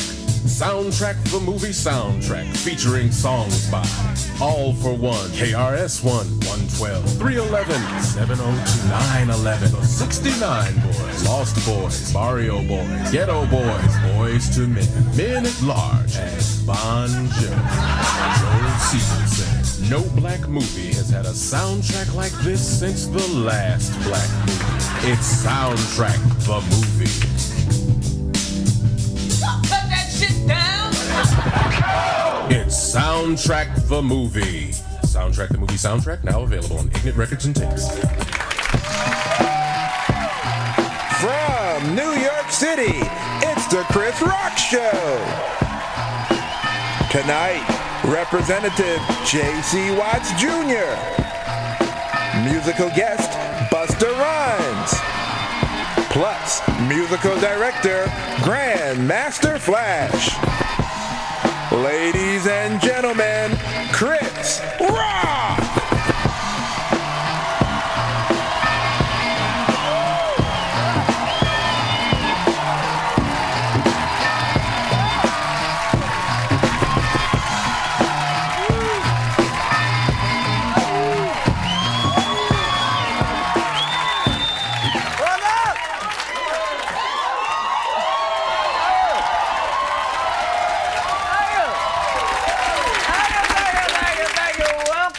To the show.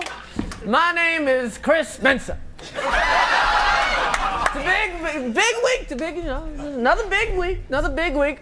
A lot of big things happened this week. Marv Albert back in the news. Marv Albert, was sentenced today. Got no jail time. Not a day in jail. OJ was acquitted, spent a year in jail. Not a day in jail. I think the judge had a real hard time giving the man a punishment. I mean, how do you punish a man who likes a good beating? What do you do? Now, before Marv was sentenced, he threw himself at the mercy of the court, and he asked the judge, wherever you send me to jail, can I please have conjugal visits with my hair?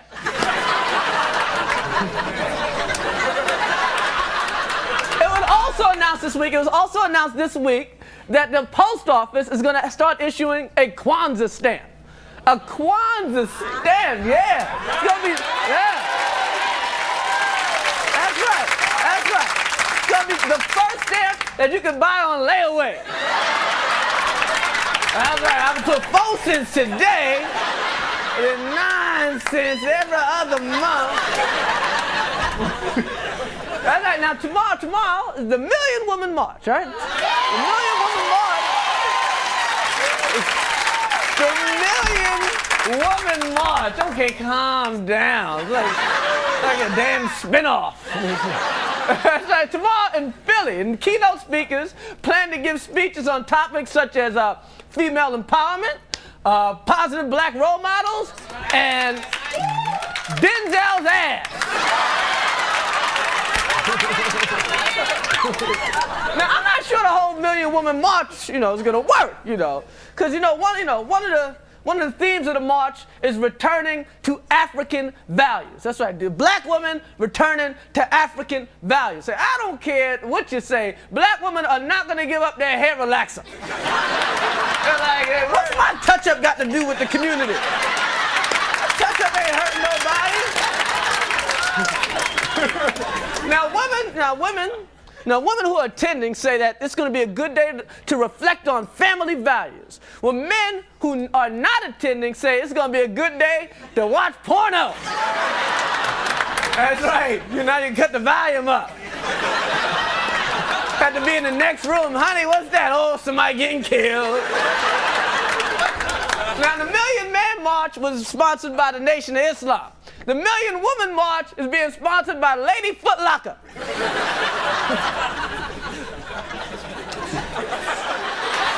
Get it?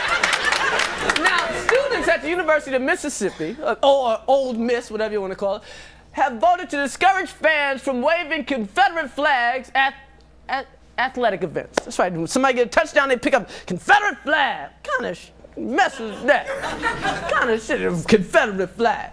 But you know what they can still do? They can still yell, run, nigga, run. Now in baseball, the Marlins, everybody watching the World Series? Baseball, the Marlins are leading the World Series. That's right, leading 3-2, man. Now they're going back to Florida. Yeah, I'm glad they're going back to Florida because it was cold in Cleveland, man. It's so cold that Javon Hernandez defected back to Cuba. They don't know where the hell he's at. Where the hell is the man?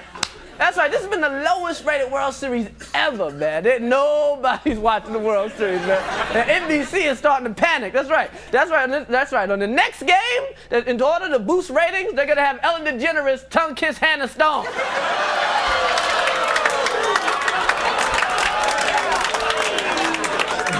I can't wait to see that. And finally this week, Jim, the old woman over a balcony Brown, said that he thinks that O.J. killed his wife Nicole and that O.J. only thinks about himself. Now when asked to comment, O.J. said, you know what? I think about all other people all the time. Matter of fact, right now, I'm thinking about killing Jim Brown. Yo, we got a great show tonight. Yo, we got Republican Congressman J.C. Watts in the house. We got Busta Rhymes in the house. And I want you to give it up for the one, the only Grandmaster Flash.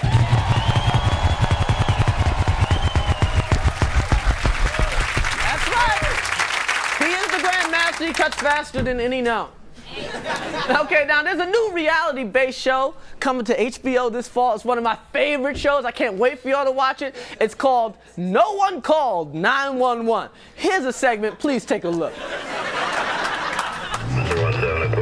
You could be a victim of an accident at any moment of your life.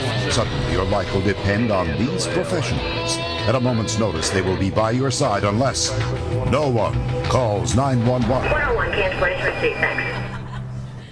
9:35 a.m. Richard Brooks is returning to his Freeport home from the grocery store when suddenly he feels a sharp pain in his chest.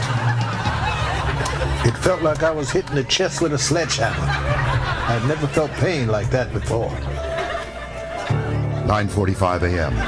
Paramedics at Freeport headquarters are on a break. It was a quiet morning. We were hanging out, drinking coffee. 9:43. Brooks is suffering a full-blown heart attack. He was facing certain death unless someone helped him. It felt horrible. I was absolutely sure that I was going to die. 9:48. Gladys Watson walks past the spot where Richard Brooks is fighting for his life. If she calls 911 in the next 2 minutes, he has a chance. Unfortunately, Gladys walks right by, not noticing Brooks. I was distracted because I was thinking about something my husband said. He said that I couldn't cook like his mama. I said, well, why don't you take your ass over to your mama's house and eat then, huh? What, I look like Betty Crocker? Emergency operator Nancy Gaines, who does not receive a call from Gladys, reads a trashy novel and does not dispatch paramedics Schaefer, Berg, and Goldreyer, who don't arrive on the scene because no one has called 911. Instead, they play poker. We were playing 7-stud Chicago, and I had the 3 from the jump, so I was raising like hell with every card. Then Bird pulls out the 2, and I said, shit! I lost $30 on one hand. This motherfucker got all my money. Heart specialist Zachary Heyman is a leader in his field. Had he been consulted, he would have brought Brooks back from the brink and saved his life. But since no one has called 911, he is going to the men's room to masturbate with a pornographic magazine. There's this one photograph of a woman. She has these shorts on with no top, and it's my favorite. 10:15 a.m. Brooks has lost all feeling in his extremities. Most of his major arteries are permanently damaged.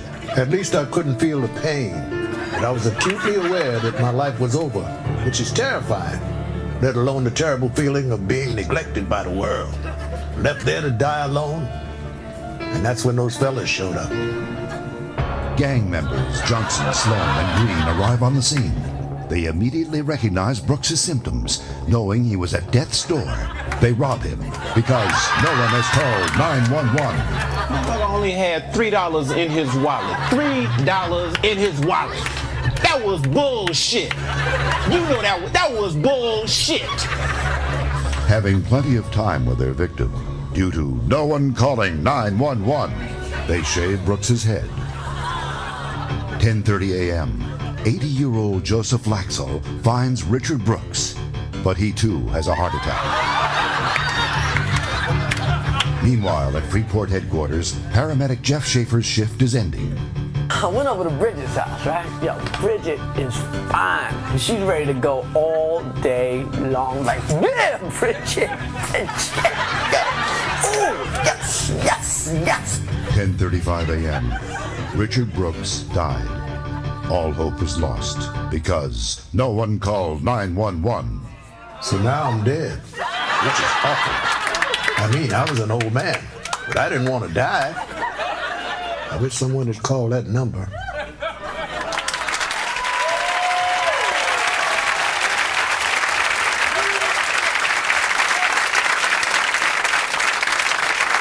Okay, tonight's the start of the political shows. We got the Republicans and the Democrats. Okay, so tonight we're gonna start with the Republicans. Tonight, my first guest is the only black Republican in Congress right now. Please welcome from Oklahoma, Representative J.C. Watts Jr. Thank you.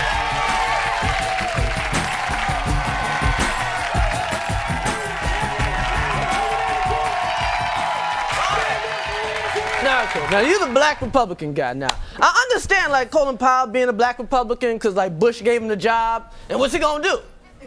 The man put some food on his plate, so, you know. But you just said out of the blue sky, I want to be a Republican. Well, why? Well, I don't think it's actually about being Republican or Democrat. I think it's actually about all those things that you talk about and a lot of articles I read about. Yeah. Oh, I just tell jokes, man. I'm the joke man. Well, I think, when you look at, the way you and I were raised, I've seen those You're from articles. Oklahoma or something, though. Yeah, but I know. I'm from Bed-Stuy, Brooklyn. I know, not a lot of difference, though.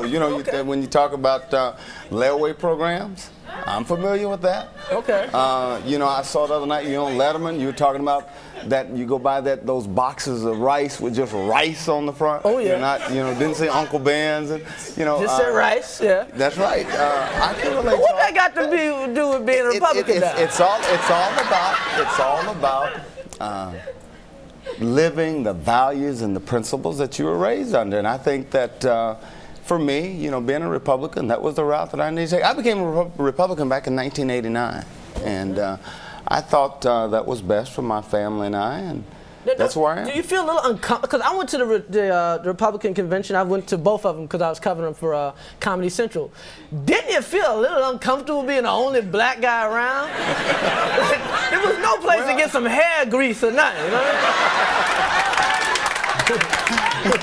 Well, that's why I was looking for you. I was going to borrow something from you.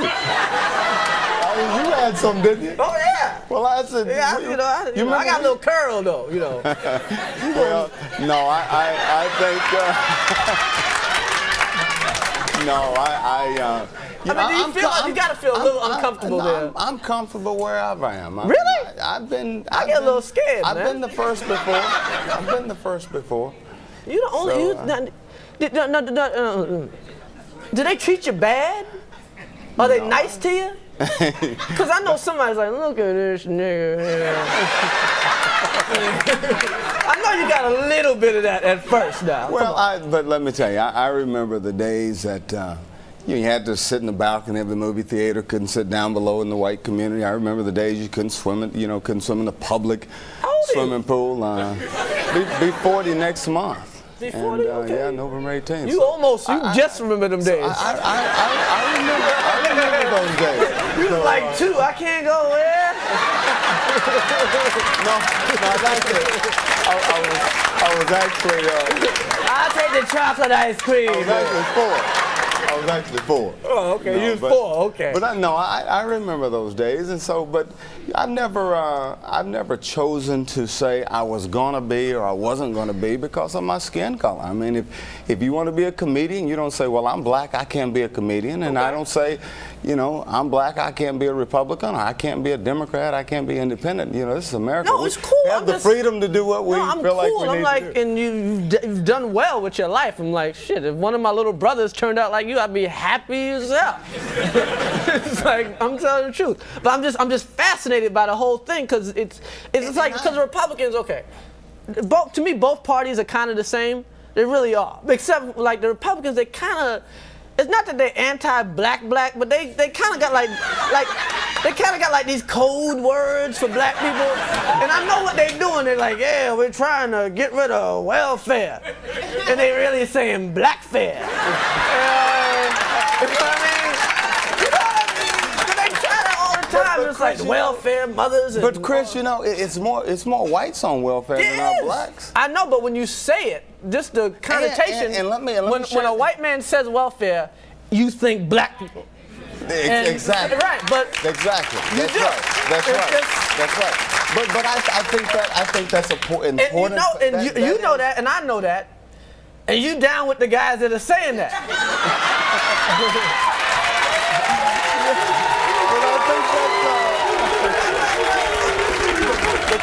But let me ask you. Have you ever pulled one of them over to the side like, hey, man, what's up with that, man? Well, but let me ask you, Chris. Okay. George Wallace, when he stood in the doors at University of Alabama and said, no Negro will enter these doors as long as I'm the governor. Right. He was not a Republican. When Bull Connors turned loose those water hoses on black people because they wanted to get a hamburger and a cup of coffee at the lunch counter, he was not a Republican. He was a Democrat. You're absolutely right. But we're talking about right now. Well, that's right. That's right now. But I think when you talk about when you look at, Chris, what we've done in Washington over the last 3 years, talking about cutting people's taxes, does that not affect black people? Black people pay taxes. You're right. When we talk about, and I think when you talk about welfare, I don't think you measure compassion by how many people are on food stamps, AFDC, and in public housing. I think you measure compassion by how few people are on food stamps, AFDC, and in public housing because you've helped them climb the ladder of economic opportunity. Yeah, but when you talk about education, you talk about these poor people, these poor black kids trapped in these poor inner city schools that don't work, and you try to give them a way out. I mean, we're leading that charge. Republicans are leading that charge. They say, well, it's anti-public education. I'm a product of public education. But there are schools that don't work. And I think the inner city kids should have the same opportunity to meet their educational goals as the kids in the suburbs. And in 1997 America, that's not the case. Well, that's never going to happen. Because unless it will never happen because schools are funded through property taxes, and black people don't own that much property, so it's like a Jim Crow law. It's going to be like that forever. But Chris, you're right. It's paid through property taxes. Unless somebody got the nerve to say, hey, white people, share some of your money. What I would say, though, is... If you're not going to say share the money, you ain't saying nothing. That's what I'm saying. That's right. And that's exactly what I'm saying. That's exactly what I'm saying. I've got legislation on the table right now that says just because you're poor doesn't mean that you should not be able to put your kids in schools that work. And that's the way it is today. If you're poor, if you want to take your kid out and put them in a private school, that poor parent said, I can't afford it. So I say we need to take some of those government dollars, create scholarships for those poor parents to send their kids to private school. That's not gonna work. Why not? No, because it's just a slick way, man. Let me ask you this. The real way is if you fund schools by how many children are in the schools. That's right. If it's 100 kids in this school and 100 kids in that school, then that's how much money you get. Right. But that's why they won't let those poor kids out of the bad schools, because they say if we let this poor child go to this school, we're gonna lose the money. And I say, you send the money wherever that kid wants to go to school. Okay. That's the issue. Okay. It's not about how many kids and that's the big problem. They don't send the money where the kids go, where the kids would want to go to if they want to go to a good school, a school that works. They say no, they can't go because we lose the money, so we won't let them transfer out. And I ask you this: if the president of the United States can live in public housing and send his daughter to private school, why can't poor people live in public housing and send their kids to private school? Absolutely right. Let me ask you this. All right. Who do you hang out with? All these white guys. I mean, you're old. You're getting ready to be 40, so you're not like old or nothing. Like, who do you hang out with? What do you do? Like, do you like? If George Clinton's coming to town and you want to go, who do you call? I mean, do you even like George Clinton? Who is George Clinton? Get out!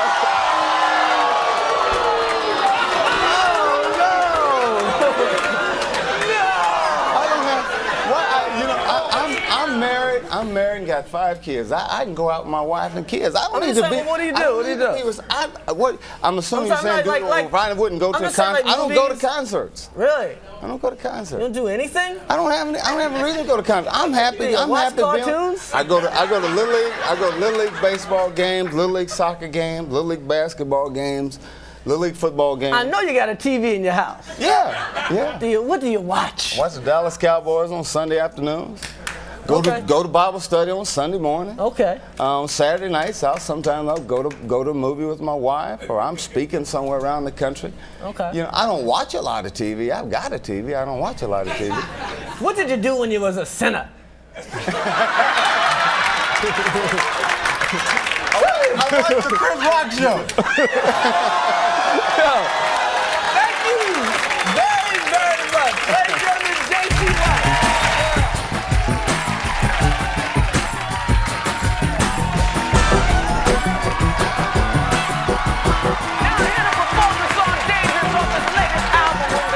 Strikes, give it up for Busta Rhymes. Yo, everybody get out your seats. Get up, put out your seat, everybody.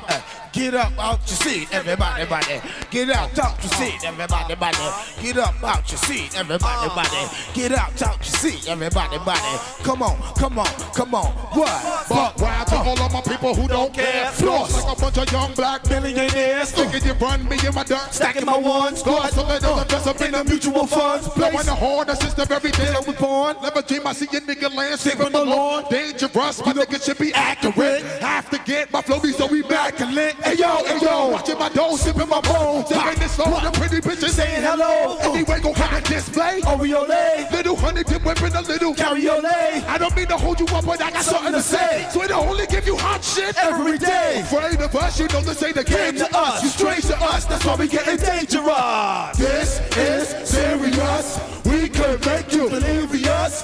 You should have a healthy fear of us. Cause too much of us is dangerous. So dangerous, we so dangerous. My football squad is dangerous. So dangerous, we so dangerous. My whole entire unit is dangerous. All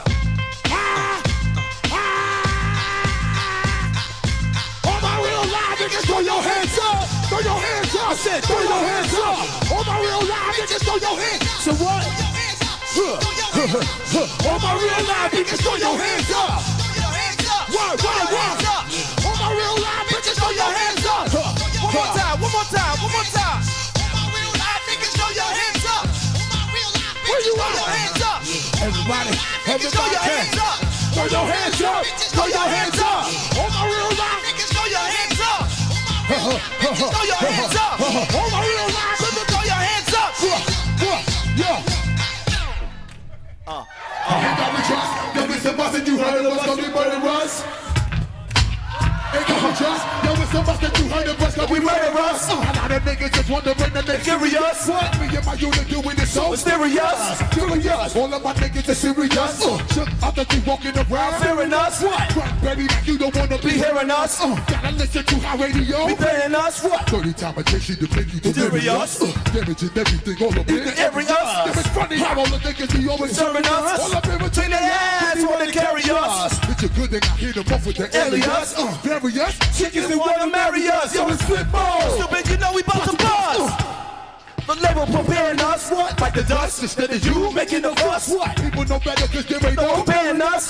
Matter us, yes, you know better, we fabulous. If my people off with the flow that they marvelous. Oh shit, my whole thing, victorious. Taking no prisoners with us, we say it's warriors. When I feel it, then I know you be feeling so glorious. Then I'm pissing around and so my niggas notorious. Really wanna party with me? Let me see what you got for me. Put all your hands where my eyes can see. Straight buck wild in a place to be. If you really wanna party with me, let me see what you got for me. Put all your hands where my eyes can see. Straight up, wildin' in a place to be. If you really wanna party with me, ha ha ha ha ha ha. Yo, say flip mode squad, come on. Yo, you say flip mode squad, come on. Flip mode, say flip mode, say flip mode. And you know it, baby. You know it, baby. Yo, that's our show for tonight. Thank our guest JC Watts and Busta Rhymes. We'll see you next week. Yo, Flash, take us out.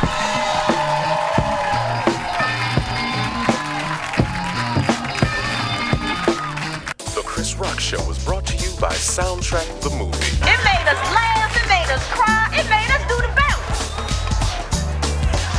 The soundtrack to that movie was so good, it made me want to come back and see what the movie was about. I want to take my mother to see it. I'm gonna take my DJ to see it. I don't know what this movie was about, but it sure was funky. This movie was so good, I had to come back and see it with my other man. Soundtrack the Movie.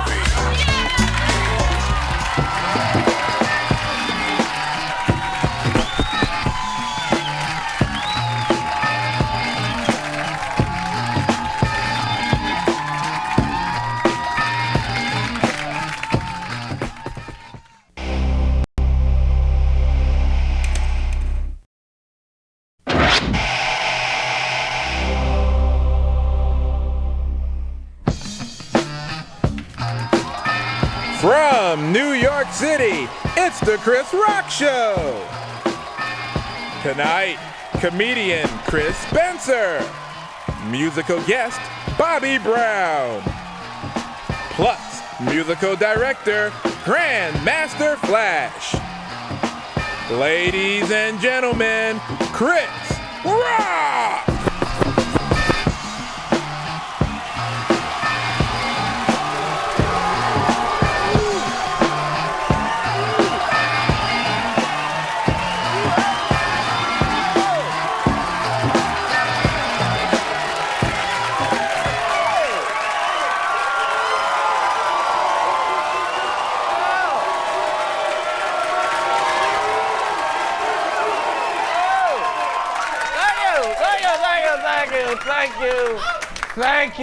Thank you.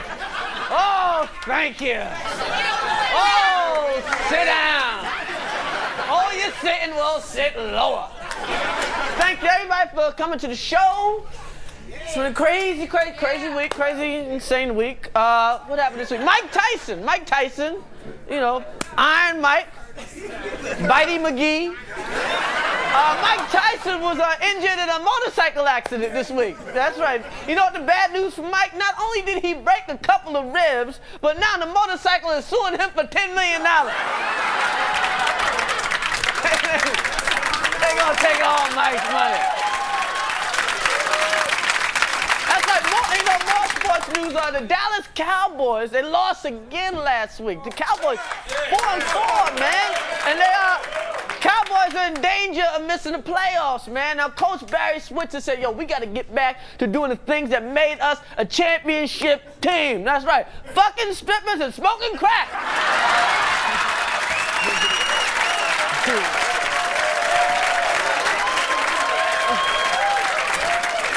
The Cowboys.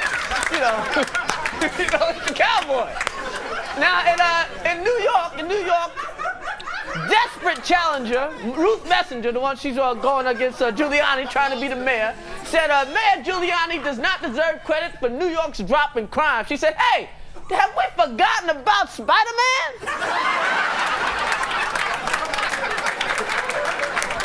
That's what she said. I didn't make it up. You know what else happened this week?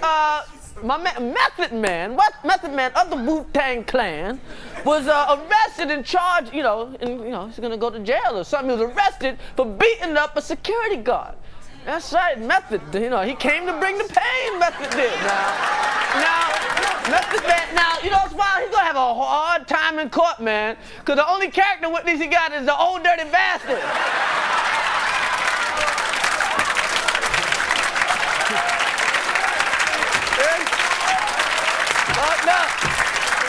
Your Honor, he's a good man. More show business news. Tupac Shakur's mother, Mama Pop, has started her own record company, which is great. It's great. The only problem is now Biggie's mama's trying to kill her.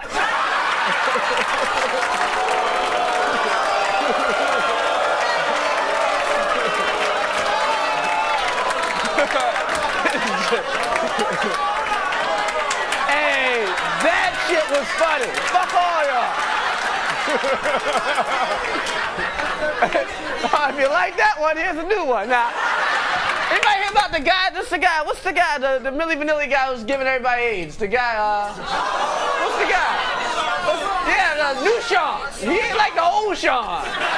He's the new Sean, giving all these girls AIDS, man. It's fucked up, man. You know what's wild? The judge has given him an unusual punishment. The judge said, you know what? Why don't you go fuck yourself? Get it?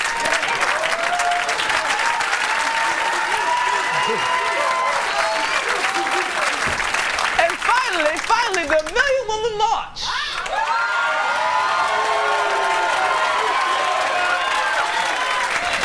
Million Woman March was last week. I talked in Philadelphia. In Philadelphia, yeah. I talked to Ice Cube. He called it Bitches by the Bell. But I didn't say it. Ice Cube said it. And Too Short said it too. Anyway, was that last Saturday after a year of planning. Now, you know why it took so long to get it going? Because organizers had to make sure that no two women had on the same outfit.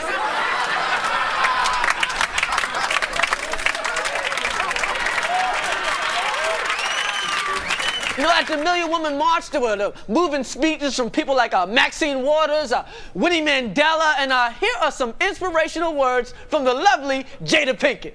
I am here today because this is an act of power, women, okay? Yeah! Everybody say ho! Say ho! Scream! The roof is on fire! We don't need no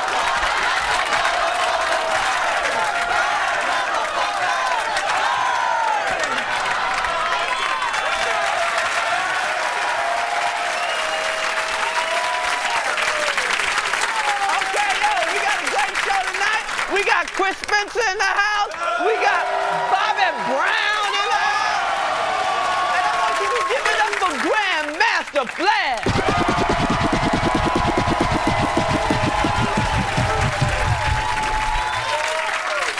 That's right. Now, the election is coming very soon, so I want you to all watch this paid political announcement. On Tuesday, November 4th, you have an important decision to make. Vote no on Proposition 238.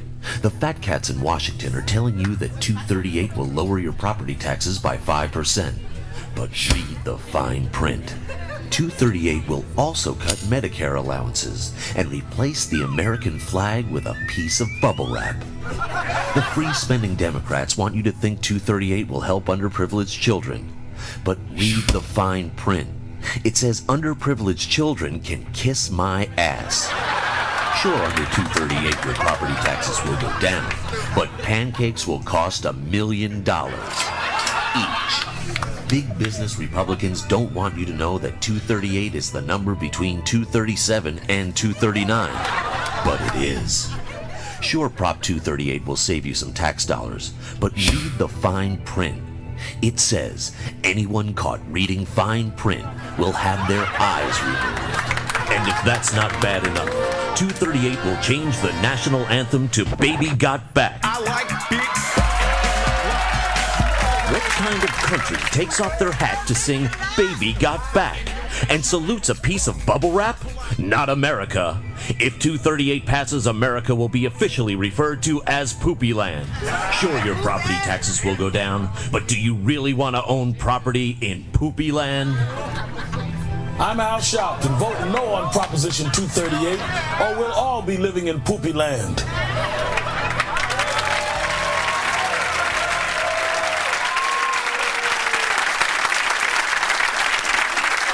Now, my first guest tonight is the former host of Vibe TV show. Please welcome Chris Spencer. Come on.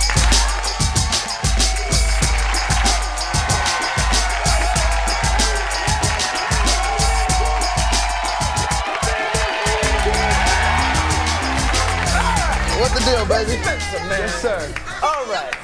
You was minding your own business, and Quincy calls you up and says, do this show. Right. You just minding your own business. Doing nothing. Just chilling, riding along. A little bit of gardening, a couple pornos, and that was it. And they tell you to do this show. Right. Out of the blue sky, and then they give Keenan a show at the same damn time. Now, let me ask you this. How did they tell you had the show? That's first of all. Actually, I was at home, minding my own business. Right. And Quincy actually called me from his car phone, or helicopter phone or something, and just called me and told me, actually, I've been chosen out of whatever 200 or 300 people to do the job and be the host of Vibe. Okay. Now Quincy's cool. Quincy like produces Michael Jackson and shit, Yep. you know, and he's the biggest music producer ever. But like the Vibe thing is some comedy shit. Right. Now, what kind of comic advice did you get from Quincy Jones? He didn't actually give me any comedy advice. He just kind of, you know, when the joke didn't work, he said, "Give it more hi-hat." No, he really didn't give me any comedy advice. Everything he just gave me positive advice about, you know, about the show and, you know, the history of, you know, late night talk shows and nothing ever about, you know, comedy. How'd you know it was going bad? I knew like around.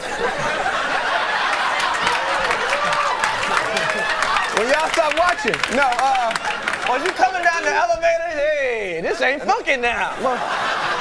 The elevator got stuck. No, what happened? They started telling me that the show was too black. And I was like, yo, what you mean? I'm not passing out fried chicken. I ain't interviewing Crips. What you mean too black? And so, and then, you know, and people started acting weird around me. You know, they'd be like, hey, Chris, how you doing? Like, that nigga ain't gonna be here too long, is he? Yeah, so, you know, and it just became awkward. And then you know how you get free stuff? When you get on TV, you get free stuff. Right. And the people were calling me back, asking for the shit back almost. Like, hey, Chris, how you doing? This is Heather. Have you worn those Reeboks? No, okay, no, I was gonna take them. I was gonna give you the new Minute Bowls. So everything just became kind of awkward. Oh, you know, yeah, they just. But it was a great opportunity. You know, people know my name. You know, go, hey, that's the nigga that got fired. There we go. Hey.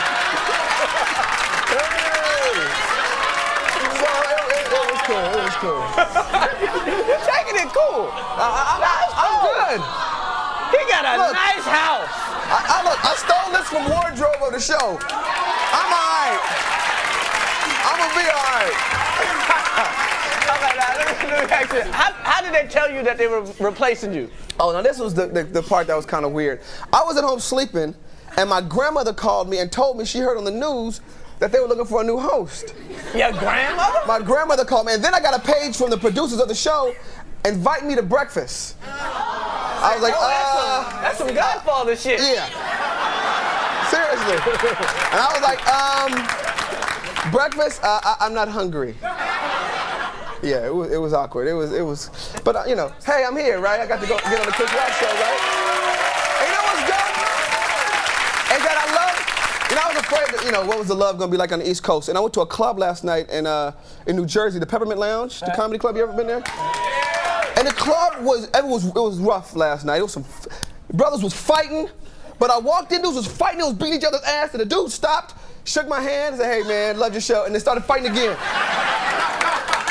So, you know, I appreciate all the love now, you guys. How does it feel to be replaced by Sinbad? Did you feel like, hey man, I can wear some crazy pants too? You know what's awkward? Hey, I love Sinbad. Sinbad's my man. No, you know what's awkward is like, you know, Vibe was my girl, you know? So I gotta turn on the TV every night and watch somebody fuck my girl. That's what's awkward. You know? So it's like, you know, I got people going, you know, people coming to me going, hey man, didn't you used to hit that? And he's doing a good job, so that means he's fucking her better than me, so it's just kind of weird, but you know, I'm glad to see the brother succeeding. Oh man, so you know, I'm just glad you came, man, and you got like a positive attitude. People are like, damn, what's going to happen? Oh yeah, people think I'm gonna commit suicide. Hey man, sorry about the show. And offering me stuff I already got. Yo man, you know, you ever need a haircut?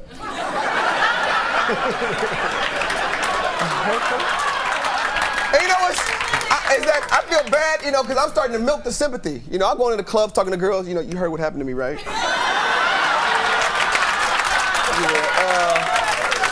Yeah, I just want maybe a hug. You come through, you know. What time do you want to come over? 4? No, come over at 3. I'm getting a haircut at 4. Yo, man, thanks for coming on the show, Yo, one love. Thank you very much. And you can always get a haircut here.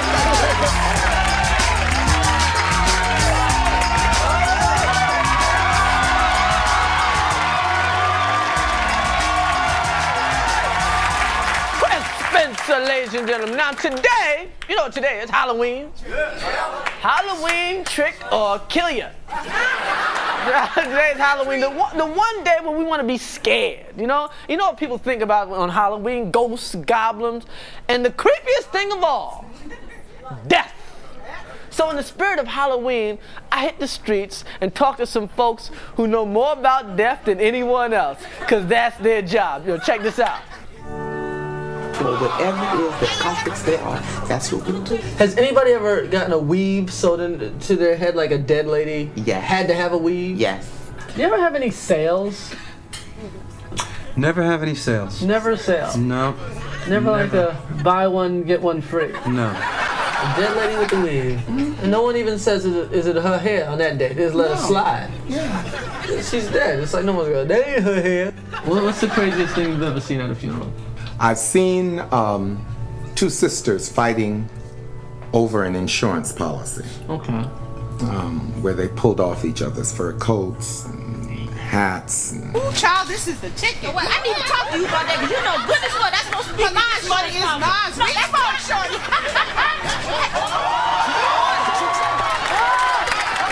Now, when these fights go on, what do you do? pray hard. You gonna whip my what? That should make you want to shout right now. Makes you want, woo! Can you do the funkiest version of Amazing Grace? Yeah. Let's see. Amazing grace, how sweet the sound that saved an old wretch like me. You ever know you're my hero? You just call on the brother. We all need somebody to lean on.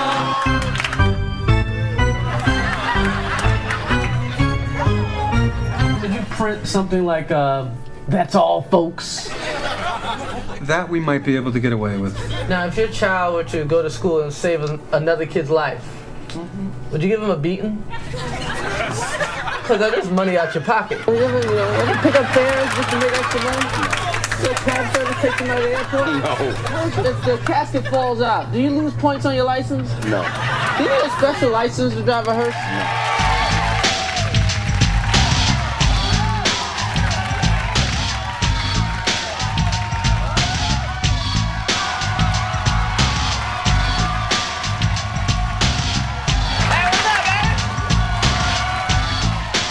You ever have a DJ at the funeral?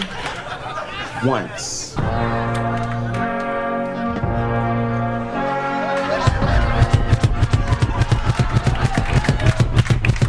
There's a lot of taxidermy work in Harlem. Actually, I'm the first. Do you ever threaten your kids? Do your homework or I'll stuff you? No, but I say that to my dog all the time.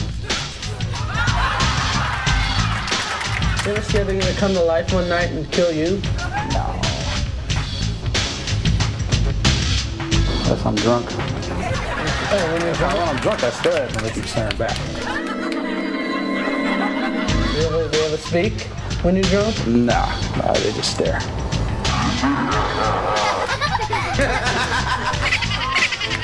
Do you plan on being stuffed? I would like it. For whatever it is that comforts their heart, that's what we'll do. Sing grace.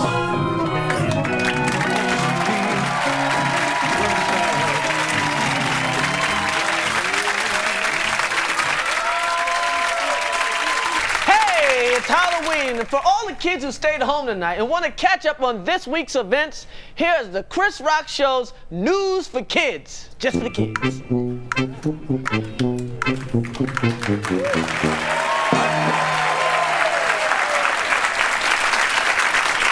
Hi, kids. I'm Wanda Witch. And I'm Scoople the Clown, and this is News for Kids. Today, 3 people were shot and killed in Brooklyn in a gangland murder. The victims had their faces blown clean off.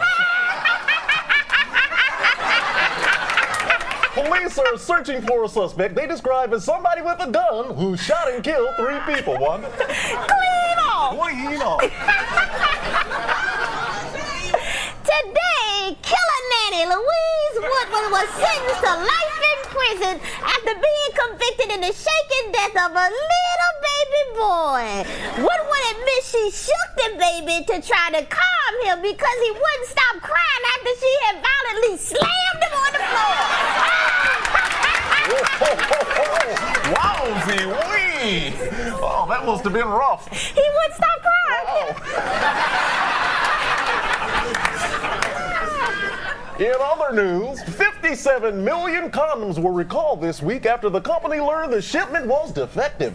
Showing compassion, a company spokesman said, "If you get pregnant as a result of our mistake, the abortion's on us." Wanda? Now that's fair. That's very fair. Now with financial news, here's Buddy Rosenblum.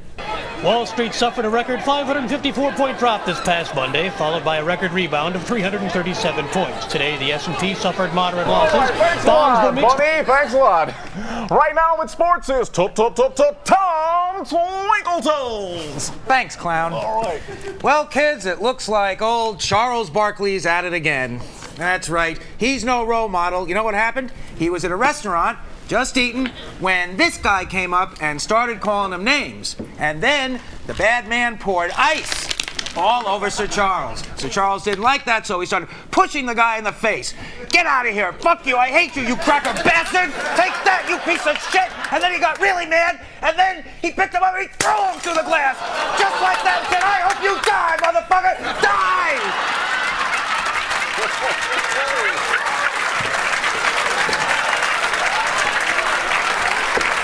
And that's the sport. Wowzy-wee, that was some ass kicking. Yeah, when the guy's littler than you, yeah. Oh boy, well that's news for kids. And one more tip, remember kids, don't take any candies from strangers unless it's your favorite. I'm Scoople the Clown. Good night, everybody.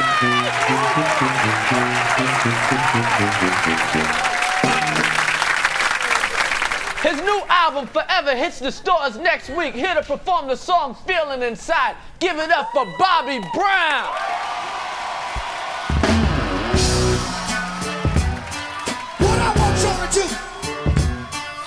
Just get on up. Get up. Come on.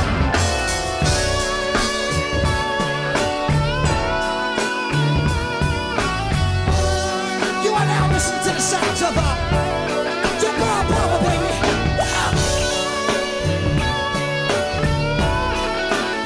Man, Bob. Back up. Now lately, there's been a funny feeling that won't stop bothering me. See, I tried to shake it, erase it from my heart and mind, but I just don't want to leave.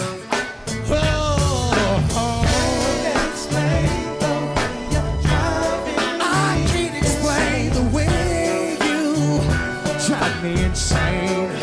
No, I can't.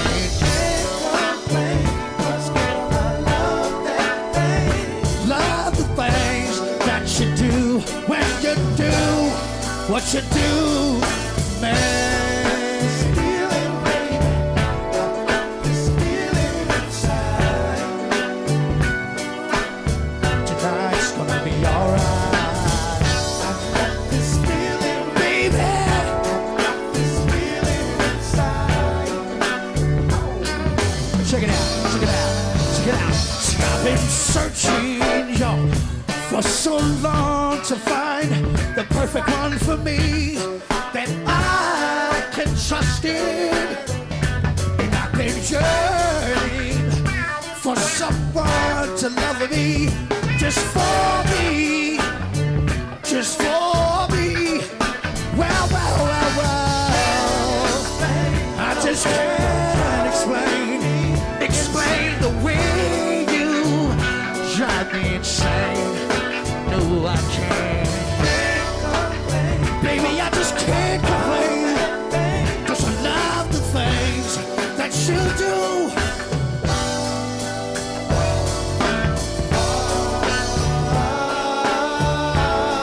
I've got this feeling.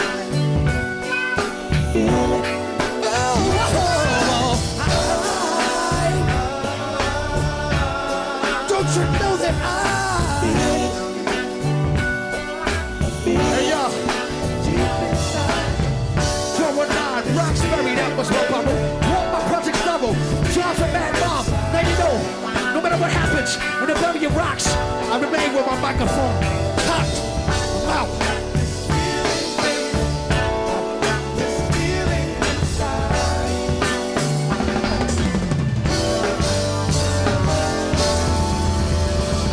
See now, see now, sit down, see now, Lily. There's been a funny November 4th. Come pick up the album, y'all. One love. Bless you always.